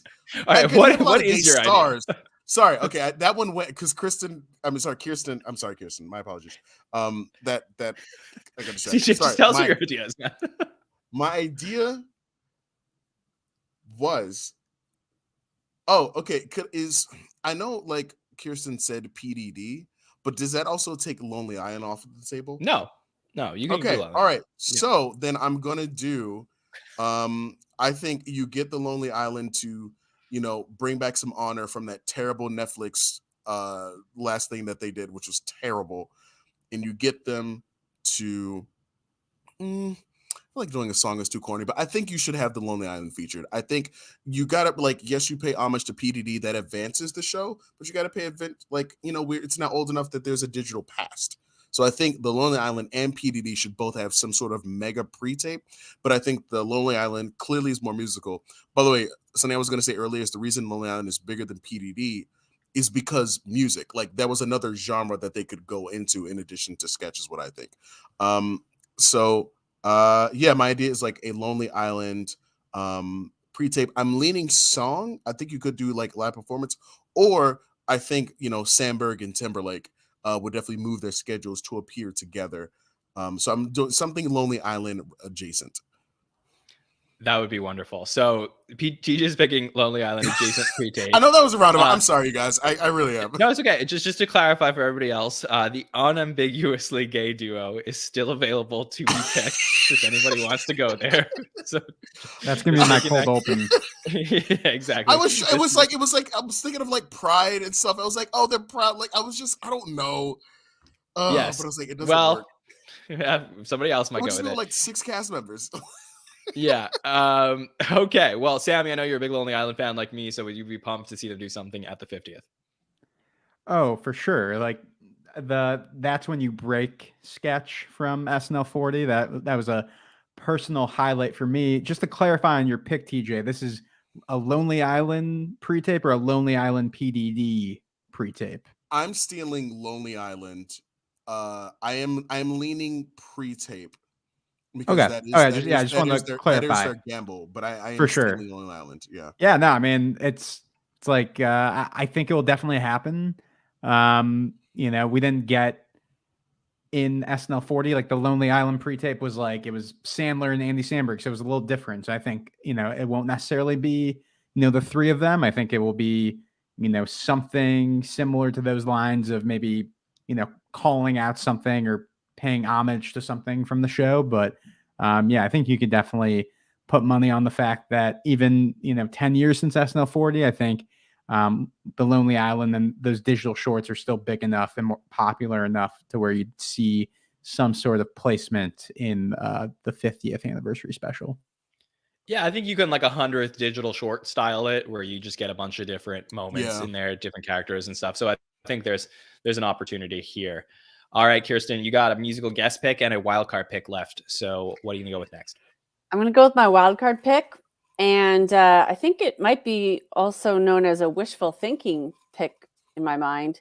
I would love to see something of a live sketch by Eddie Murphy. If he would recreate Hot Tub, for example, just going to throw that out there, fantastic. I know he recreated a couple of them when he did host, but I want to see Hot Tub or another iconic one and or something new. I don't care, but I want Eddie Murphy to finally grace us with his comedic presence just one more time. And you figure that the 50th is a big enough opportunity to do that. I agree. I mean, I think that no pun intended, the water's warm enough now, like with him coming back to host, that we could definitely get him to do something. Because I think like at the 40th, there was still like a little awkwardness, like didn't want to play Bill Cosby, like had this like amazing introduction done for him by Chris Rock. And then it's like, hey guys, and then that was it, right? Like that's like the biggest buzzkill that we've had ever. And like now, but now we got him back. He was an amazing host, and perhaps we may get him again at the show. But if at least let's get him in something legitimate for the 50th. So I think this is a great call here, Kirstin. Bill, what do you think of that pick? Yeah, I love that, and you nailed it. It was such a downer, all the buildup in SNL 40, and for him to come out and it didn't play. But he has redeemed himself, and I love that idea, and I also love the idea of him playing with other casts. So we saw him with the current cast. Let's see him with Marty. Let's see him with Steve Martin. These are people who he's been in movies with. He's done things with. Let's make a big collaboration and bring one of his famous characters back for sure. Bill, you got a sketch or pre-tape left, and then you have your musical guest pick. So What are you going to pick next? I'm going to do my second sketch, and I think this is also something that they've avoided diving deep into in the other anniversary sketches, maybe because it's time sensitive sometimes. But let's honor the fact that since the beginning, again, they've been doing presidential humor ever since Chevy fell down as Ford. Let's do a debate with all of the presidents that have been on SNL. So we're going to bring Chevy back as Ford, Dan as Carter. Piscopo is really the only Reagan we've got left, sadly. And Dana as Bush, Daryl as Clinton, Will as W, and Jay as Obama. I think we'll slide JAJ in as Trump, and then Mikey as Biden, and just put them all on stage. Let's let them have it out. Debate who's the worst, who's messed up the country the most. And there's a lot of fun here, and they're all such great impressions. So let's see what we can do with this. So presidential debate across the ages. I think this is really fun. This is a great idea, and I wouldn't mind Sudeikis as Biden, to be honest with you. I gotta point out that's fine too. Absolutely. I gotta point out this amazing comment in the chat because I appreciate everybody who's live with us tonight. So our friend Oversimplified Productions also says paper and George Washington. So just I love it. It's so great. That's a great comment. We've had a ton of Abe Lincolns as well, so maybe we can get some. Kay McKinnon has to pop up. She always pops up as a random old white guy politician. That's true. My other thought about this, Kirstin, is maybe we bring in Kate as Hillary and Larry as Bernie, and just like, hey, we were really close to becoming president, you guys. Let's honorary members. Exactly. That works. Yeah. Honestly, Bill, for the 5th round, this is a really good quality pick. Like it's a great one, and one that we haven't seen done really on an anniversary show. So I love this one here. Okay, I got my monologue and my wild card pick left. I'm gonna go monologue next. So I was thinking about what I wanted to do with the monologue here. I'm gonna propose something a little bit different than what we've seen before. I know we mentioned John Mulaney before for a Mulaney musical. I could picture John Mulaney coming out, but not necessarily talking about his time as a host, but his time as a writer. And I think that maybe there's an opportunity here in the monologue to honor the greatest writers in SNL history. I believe that it was back in the 25th anniversary of the show that we had a very short segment with Smigel and Adam Sandler, Tim Herlihy, and Jim Downey come out to introduce a clip package. But I think they've really never given the time on these anniversary specials to some of the greatest writers ever. And I think between the the emergence of Mulaney and of course Conan and Larry David have also hosted and they're former writers. And I just think there's an opportunity here to perhaps have writers appear with some of their characters that they wrote, so be able to give that on-screen credit type of thing. So I think there's something here for all of us who really love understanding the workings of the show to present that on screen to kick off the show. To me, would be very fulfilling. So I'm talking about a full writer's monologue here. I think that's TJ, so. Like that? Yeah, I think that's so strong because we really do not give. Yes, the show does, but I don't even know the names of all the writers. I might know Alex English, Rosebud. I know that Sam J was once a writer. She's somebody I really enjoy following, but we really don't give enough credit to the Streeter Seidel's who have been excellent this past 10 years. Streeter's given us some phenomenal sketches these past 10 years.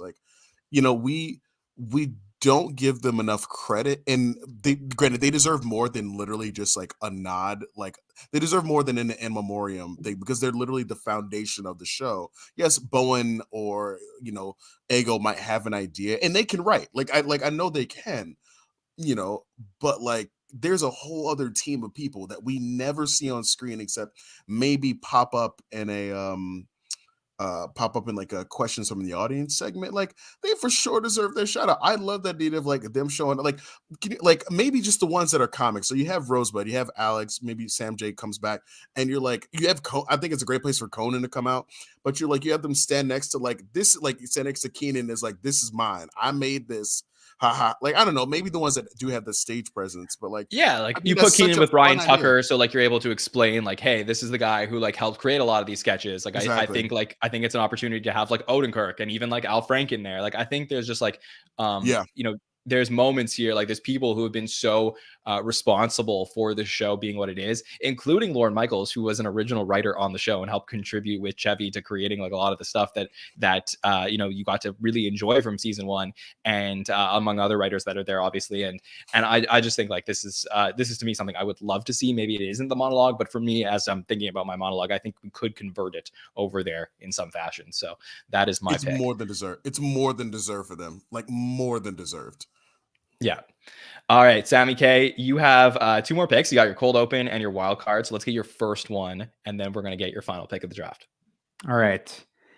So I think I'm going to go with my wild card just to go along with the theme of I still don't really know what I'm going to do for my cold open. It's going to be a coin toss here at the end. But for my wild card, the first thing I've written down is still available. This is actually a well I've gone to in other drafts. Sometimes can be an unpopular pick or reminder of this person's history with the show. But I think just having Robert Downey Jr. there in some capacity as a presenter, this might be my 3rd time picking him in the draft, but seriously, like he's a huge star.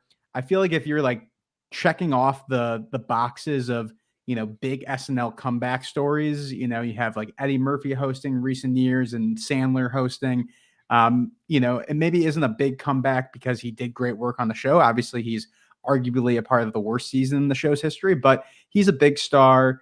He was part of that cast that, when Lorne came back to the show, he was in that cast. So there is a connection there. That's a big signifier of, in the history of the show, Lorne coming back. It could just be presenting, a clip segment. It doesn't have to be necessarily a huge thing like when Eddie Murphy comes out for SNL 40, you're honoring him. It's just Robert Downey Jr. He's a part of the show's history. Maybe you can even do something like, some sort of tribute to the one season wonders like himself, of people who were on the show, for only 1 season, or even a Jim Downey tribute, because that's his uncle, I believe. So something like that to get Robert Downey Jr. involved in SNL 50 in some capacity, I think would be a pretty cool thing to see.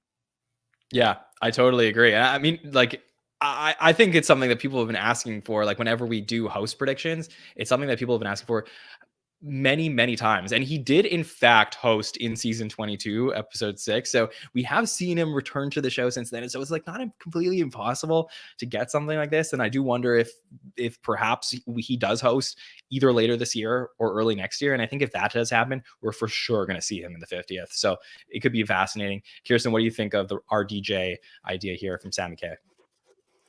Yeah, you reminded me, John, that he had hosted before means it's not the complete elephant in the room, but I like the idea of just a more subtle integration of him. Like, we don't need to make fun of it or anything. He just shows up and he's there because guess what? In the end, we're all family. We're all back together again. Here we are. And then, there could also be, as you mentioned, another idea, which is those kind of short tenured people, but you have to approach that really carefully because we don't want to pay attention to anyone's lack of success, but still include them somehow. So that's the only thing they'd have to balance. But yeah, bring him back. He's a star. Doesn't everyone want to go to this thing? Wouldn't he want to go? Yeah, I think he will. So that could be very exciting. Okay, guys, last picks of the draft. Let's get creative here. Sammy, you got a cold open to pick. So what is your cold open that you think might happen next year? All right. I'm going to keep this very simple. I'm going to throw back to something from the first couple seasons of the show.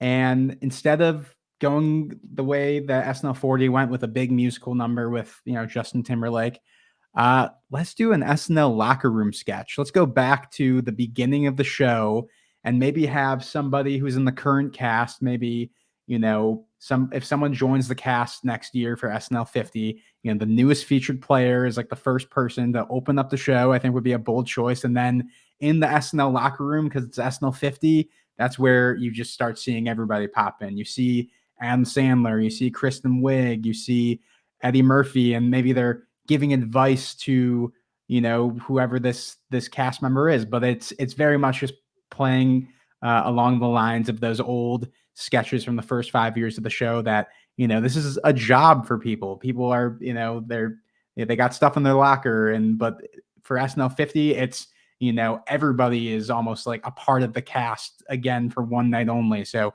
you have even the original cast here would be a great opportunity just at the top of the show to get the original cast in there too. And, if Chevy is involved, that's where you throw in your pratfall, you give a live from New York, and that is how you open up SNL 50.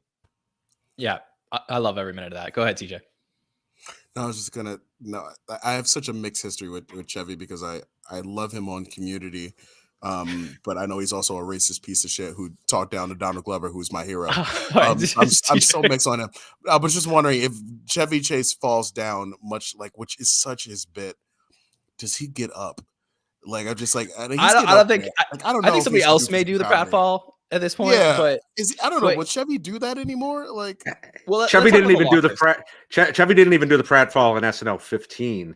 Right. They put a helmet on him and had him walk through, and so that's 35 years ago. There is no way he's doing the pratfall himself. Let's have the actor playing Chevy in the new SNL 1975 movie. Yeah, that's true. That's that's interesting. Chevy would do a stunt. Like I know he had a stunt double, but he did stunts on Community where it's his face clearly. Like there's a scene where he literally falls on a pair of drums, and it's his face. He falls backwards, so he still would do some of those ridiculous, awful physical comedy like bits. Yeah, slapstick. But yes, I first of all, I just want to say locker room idea. Absolutely love this. This is one of my favorite things that they did in the original era of the show, where you just get to like see the behind the scenes. Like it's really the origins of that whole like Kyle Mooney pre-tape stuff that we were talking about earlier, Sammy, where it's just like seeing the interactions of the cast. They would go on and they would even do this in the Ebersol era a little bit, where you got to see, I think it was in season 6, where they did a whole storyline there as well, about like who was dating who in the cast and stuff like that. So I think there's fun moments here. You would need a ton of lockers, but it could get done. So I think this has very high potential. All right, so Sammy's team locked in here. We're going to find out what everyone else's team will wrap up with, and then we'll do some final discussion on it all. Okay, I got a wild card pick left, and this is let me self-indulge a little bit. This is the sketch I want to see at SNL 50, or at least a moment with this, which is give me some version of a hot take show at the SNL 50. We did at the beginning of SNL 48. We did that whole Manning cast sketch, and everyone was like, oh guys, that's kind of like what you guys do. And then for so many weeks on the hot take show, they're like, oh, are they ever going to, touch like podcasts or people who review the show? I think back in the Ebersol days, they had like Siskel and Ebert show up live during the show and review sketches.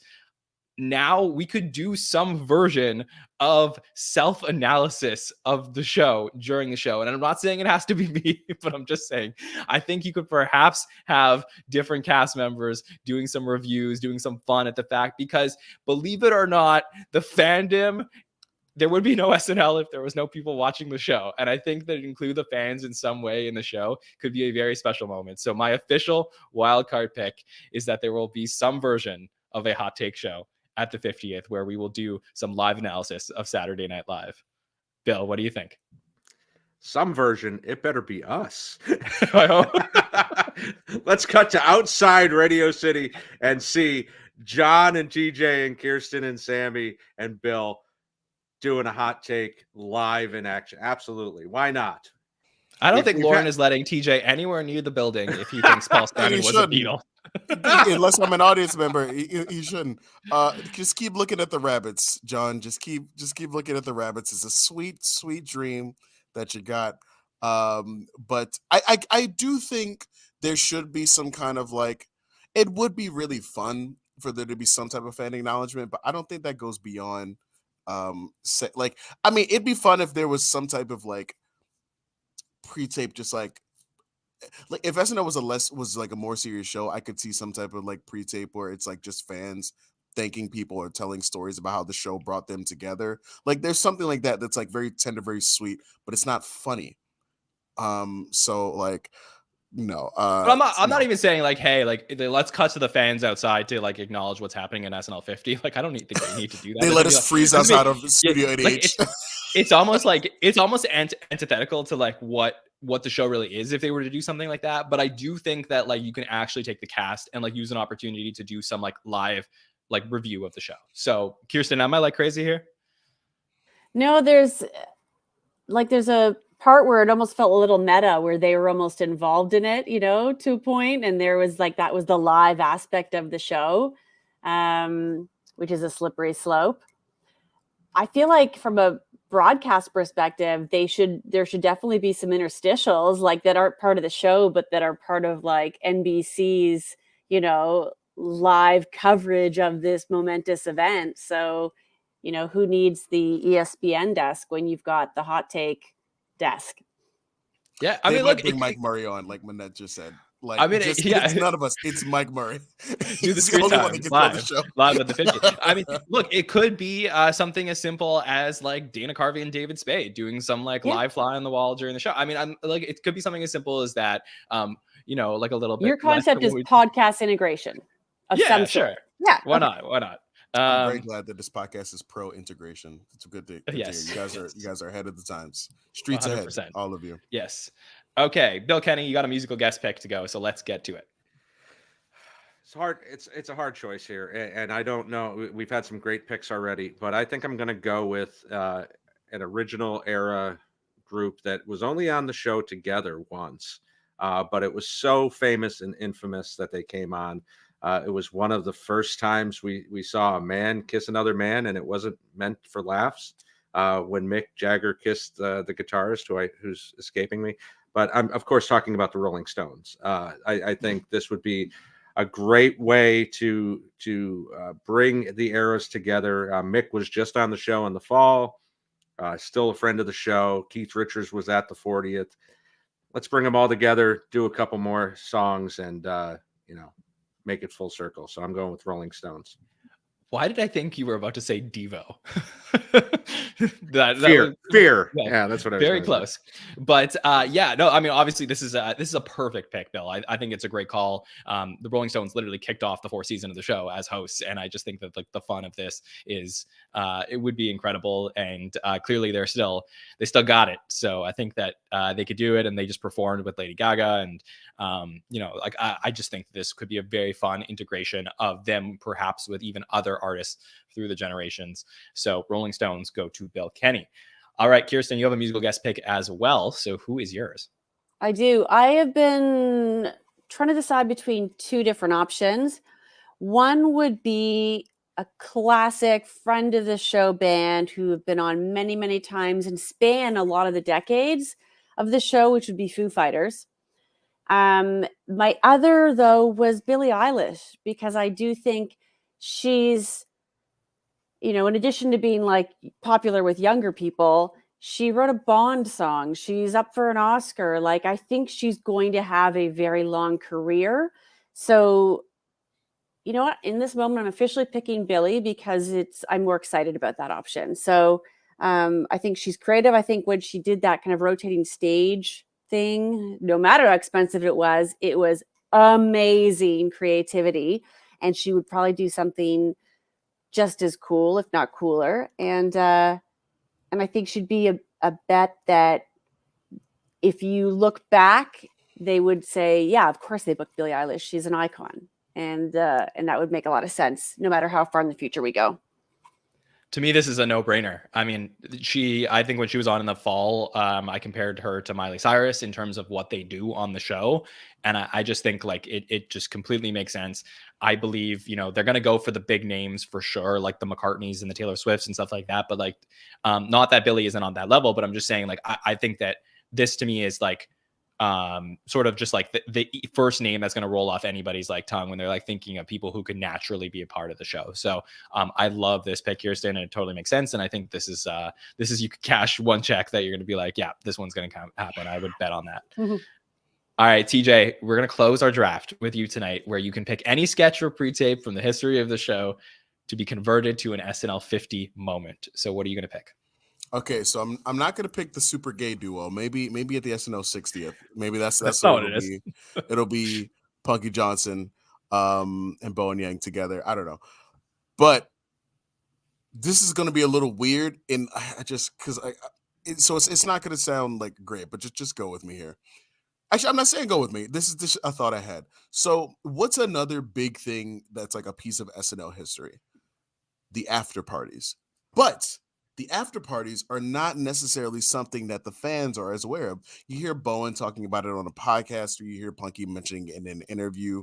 Or I think there was a very recent sketch within the past year and a half where there was a pre-tape where the SNL after party was used as the backdrop for a sketch. It might have been a PDD. I know you guys know what I'm talking about. I'm just Anadarmus.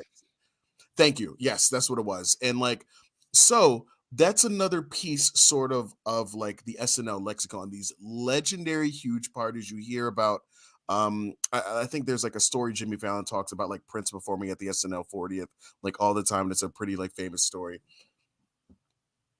Pardon me. So what if there's a you said I could choose like 2 pre-tapes. It could be a live sketch, but I think it'd be harder to do as a sketch, but it's SNL. I think what if you did like, after parties through the ages, or like SNL parties through the ages, and the narrator is Cocaine. And so Cocaine walks us through. I know they would never do it. They on that kind of big telecast, they would never do it. But like I do think it is funny. But like Cocaine is the narrator, and it's like Adam Sandler is dressed as Cocaine. And every time there's like a transition to another scene, instead of it being like a star wipe, it's actually Cocaine blowing across the screen. And so Cocaine takes us through the story almost like John Malkovich in that monologue.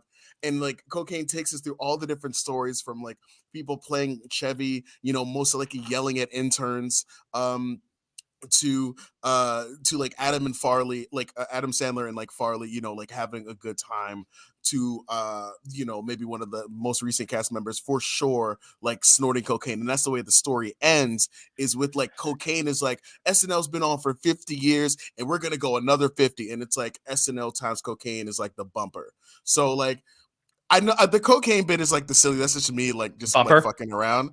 That's the bumper. Tag, maybe that tag might be the term I'm looking for. Yeah, although funny. Sorry, I'm thinking of bumper in the sense of like I think as NBC uses the term tag, where at the end of an episode is like a 30-second. It's a bump. It's called a bump. Okay, well, tag's also a term that I've heard used for it as well. But like maybe the tag at the end of the sketch is like Cocaine and SNL, and it's like an endorsement or something like that. Again, Cocaine doesn't have to be the feature. The concept itself is SNL after parties as some form of like sketch, because that is another legendary thing about the show. I love what they did in the Ana de Armas episode, where they made that a backdrop. I think we as fans will find it a little fun to see this fictionalized version of it, but the Cocaine is just like a funny little like button on it that like we all have an idea of. I just thought it was funny. That's all. Oh, that was a trip. I Did you love the Cocaine transition? Well, I thought you had a beautiful idea that I got. You could do both. Like you could pitch it with Cocaine, but then take Cocaine out of it. It could just be literally like Adam Sandler walking you through the story, like you have him do that like weird voice he likes to do, like he did in that Lizard movie. So again, Cocaine is optional in this thing. I'm not endorsing cocaine. I don't do drugs. I've never done a drug in my life. But I think Cocaine is a piece of SNL story that is mentioned so many times, and I do think that will be a funny, like sort of like. No, you know what? Thank you for reminding me. We should book Cocaine for SNL stories. Should Cocaine do the monologue? You think? Yeah, I think is Cocaine going to be available? So, on that note, that'll do it. You guys have any thoughts on my sketch? No, honestly, no. Really? Bill, any thoughts? You got any reactions? We've done about a dozen of these drafts. We've never ended one quite like that, TJ. You have raised the level here right now. The Mr. Irrelevant of the draft went to Cocaine. I don't know what else you could say. Yeah, he's sitting on all cylinders. He's throwing some speed balls. Just incredible stuff here from TJ. So. Really off the cuff. All of that was. I mean, I had like the concept written, just like the line, but all of that was just improvised. Yes. Alrighty, let's Cocaine star wipe. let's wrap this thing up. Okay, so We're going to go around. I'll read out what everyone picked. And then, of course, we will put this up at some point. You guys can vote on who you think is going to have the most accurate or best predictions or ones you want to see for SNL 50. So here we go. TJ Randolph, for his cold open, he thinks SNL 50 is going to open up with a Mulaney musical. A monologue will be some sort of studio tour. We're going to have a couple pre-tapes from him. One will be Lonely Island-esque. Another will be the SNL after parties through the ages, narrated by Adam Sandler as Cocaine. We got the musical guest, Paul Simon, and a wild card pick of Dave Chappelle just appearing at some point during SNL 50. TJ, would you like to defend your picks? No, because these are the picks of a madman. I know I sound crazy because I just didn't have enough time to prepare. So I'm sorry to the listener that this is so like insane. We love you. We love it. It's great. I'm sure the listeners are enjoying. Yeah. So thanks. So great job, TJ. Kirstin, so you open up your SNL 50 with some Maya and Marty doing some music. Tina and Amy are going to host the monologue and bring up some of the greatest women in SNL history. You also have an in memoriam sketch with some of the characters that we'll see there as well. Pre-tape with some PDD craziness, musical guest Billie Eilish, and some Eddie Murphy definitely involved in SNL 50. Anything you want to say about your picks tonight? I'm very happy about my picks. And by the way, TJ, I think you're thinking of the Lonely Island sketch, Great Day. That's all I'm picturing in my head right now. Andy Samberg. That is another Yeah. SNL cocaine connection. That's right. Yes. No, I'm thrilled with my picks. And this has made anticipating watching the show even more fun because this almost feels like a bingo card. Yeah, for sure. That'd be cool. So we could definitely get to work on something like that. Okay, Bill, you were kicking things off with the greatest cold open in SNL history, a version of that. The Not Gonna Phone It In Tonight. You're gonna reunite the original cast during your monologue. You will have some Black Jeopardy as a sketch, as well as some presidential debates. The Rolling Stones are going to be on stage for your musical guests. And how about some Weekend Update with everybody who's ever hosted Weekend Update? Want to talk about your picks? I think I've got the best swath of history of SNL 50. Lauren, give me those front row seats. I will be there to help you make the show great. Yeah, I love it. Some great picks from you, Bill. So I kicking off the cold open the way that SNL started with a redone of, I don't know how you say that. I'm sorry. A redo of the Wolverines. We're going to redo that 50 years later and have some new roles cast there, but it'll be fun to see the Wolverines again kick off the 50th. So the way that we started things off will be happening again. Our monologue will be full of the SNL writers with the sketches that they wrote. I think honoring the writers would be a great way to have our monologue be something special this time. I'm going to have a pre-tape sketch where we're going to do SNL auditions. So similar to the audition sketches you've seen in the past, where you're going to have cast members play other cast members from SNL history. We're going to do some David S. Pumpkins elevator / time machine. And you're going to go through and see the greatest characters in SNL history. My musical guest will be Paul McCartney. And my wildcard pick is that there will be some sort of SNL analysis live during the show, the same way that we do over here, to help give a nod to the fans of the show. Sammy, your picks were fantastic as well. You're going to open up with some SNL Locker Room, which is something that they did back in the original days of the show. Some Five Timers Club with Tom Hanks leading you to the Five Timers Club of all Five Timers Clubs for your monologue. How about a Lorne Michaels family reunion sketch as your sketch that you're picking? Something with Beck and Kyle in their SNL universe. We'll do that during SNL 50 with some of the greatest cast members. And then your musical guest will be, of course, Taylor Swift. You have to get her in there. And your wild card is that Robert Downey Jr. will make an appearance and maybe some other one season wonders. Would you like to defend your picks? Yeah, honestly, I feel like I did a pretty good job. And if anything comes out of this podcast, I'm hoping we get Bill Kenney in that Lorne family reunion sketch. I think he proved himself here on the podcast. But yeah, no, very happy with my picks. And I feel like if, SNL was smart, they'd at least use a couple of these for the show.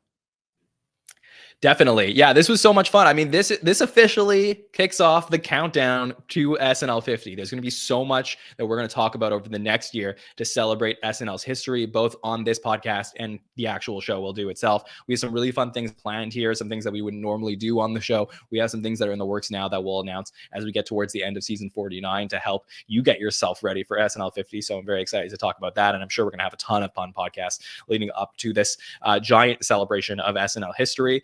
For everything that's coming up right now here on the podcast. So we're headed into the Shane Gillis and 21 Savage week at SNL. So Speaking of interesting, this may be one of the most fascinating weeks in modern SNL history, and I can't wait to see what they're going to do on the weekend. And we will be live to break it all down on the Hot Take Show immediately after that episode airs. So join us at 1:10 a.m. to break down all the sketches from that episode. And then, of course, our Monday Night Roundtable will be in this spot next week. We got By the Numbers as well, and we will have 2 more episodes after that. Hopefully, we'll get those host and musical guest announcements coming up at some point this week. So to never miss anything we got going on here, you got to subscribe to the podcast, YouTube, Apple Podcast, Spotify, and make sure to follow the SNL Network wherever you can on all social platforms, and search the Saturday Night Network on any podcast app.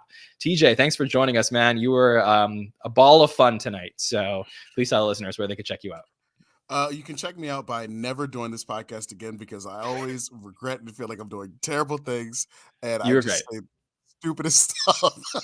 But I'm really just trying to say it to make myself and make my fellow panelists and the listeners laugh. I'm just trying to have a good time. Shout out to Adam Sandler and his his Emmy-winning role as Cocaine. Look for that in 2025. But if you'd like to find me in some of my musings right now, I'm doing a podcast called Rabbit Trail. That's RABID. It's a 15-ish minute podcast where my friends and I honestly talk about whatever we want. The past couple weeks, I got a chance to do a couple of topics that I just thought were fun and silly, because I like talking about romance and dating.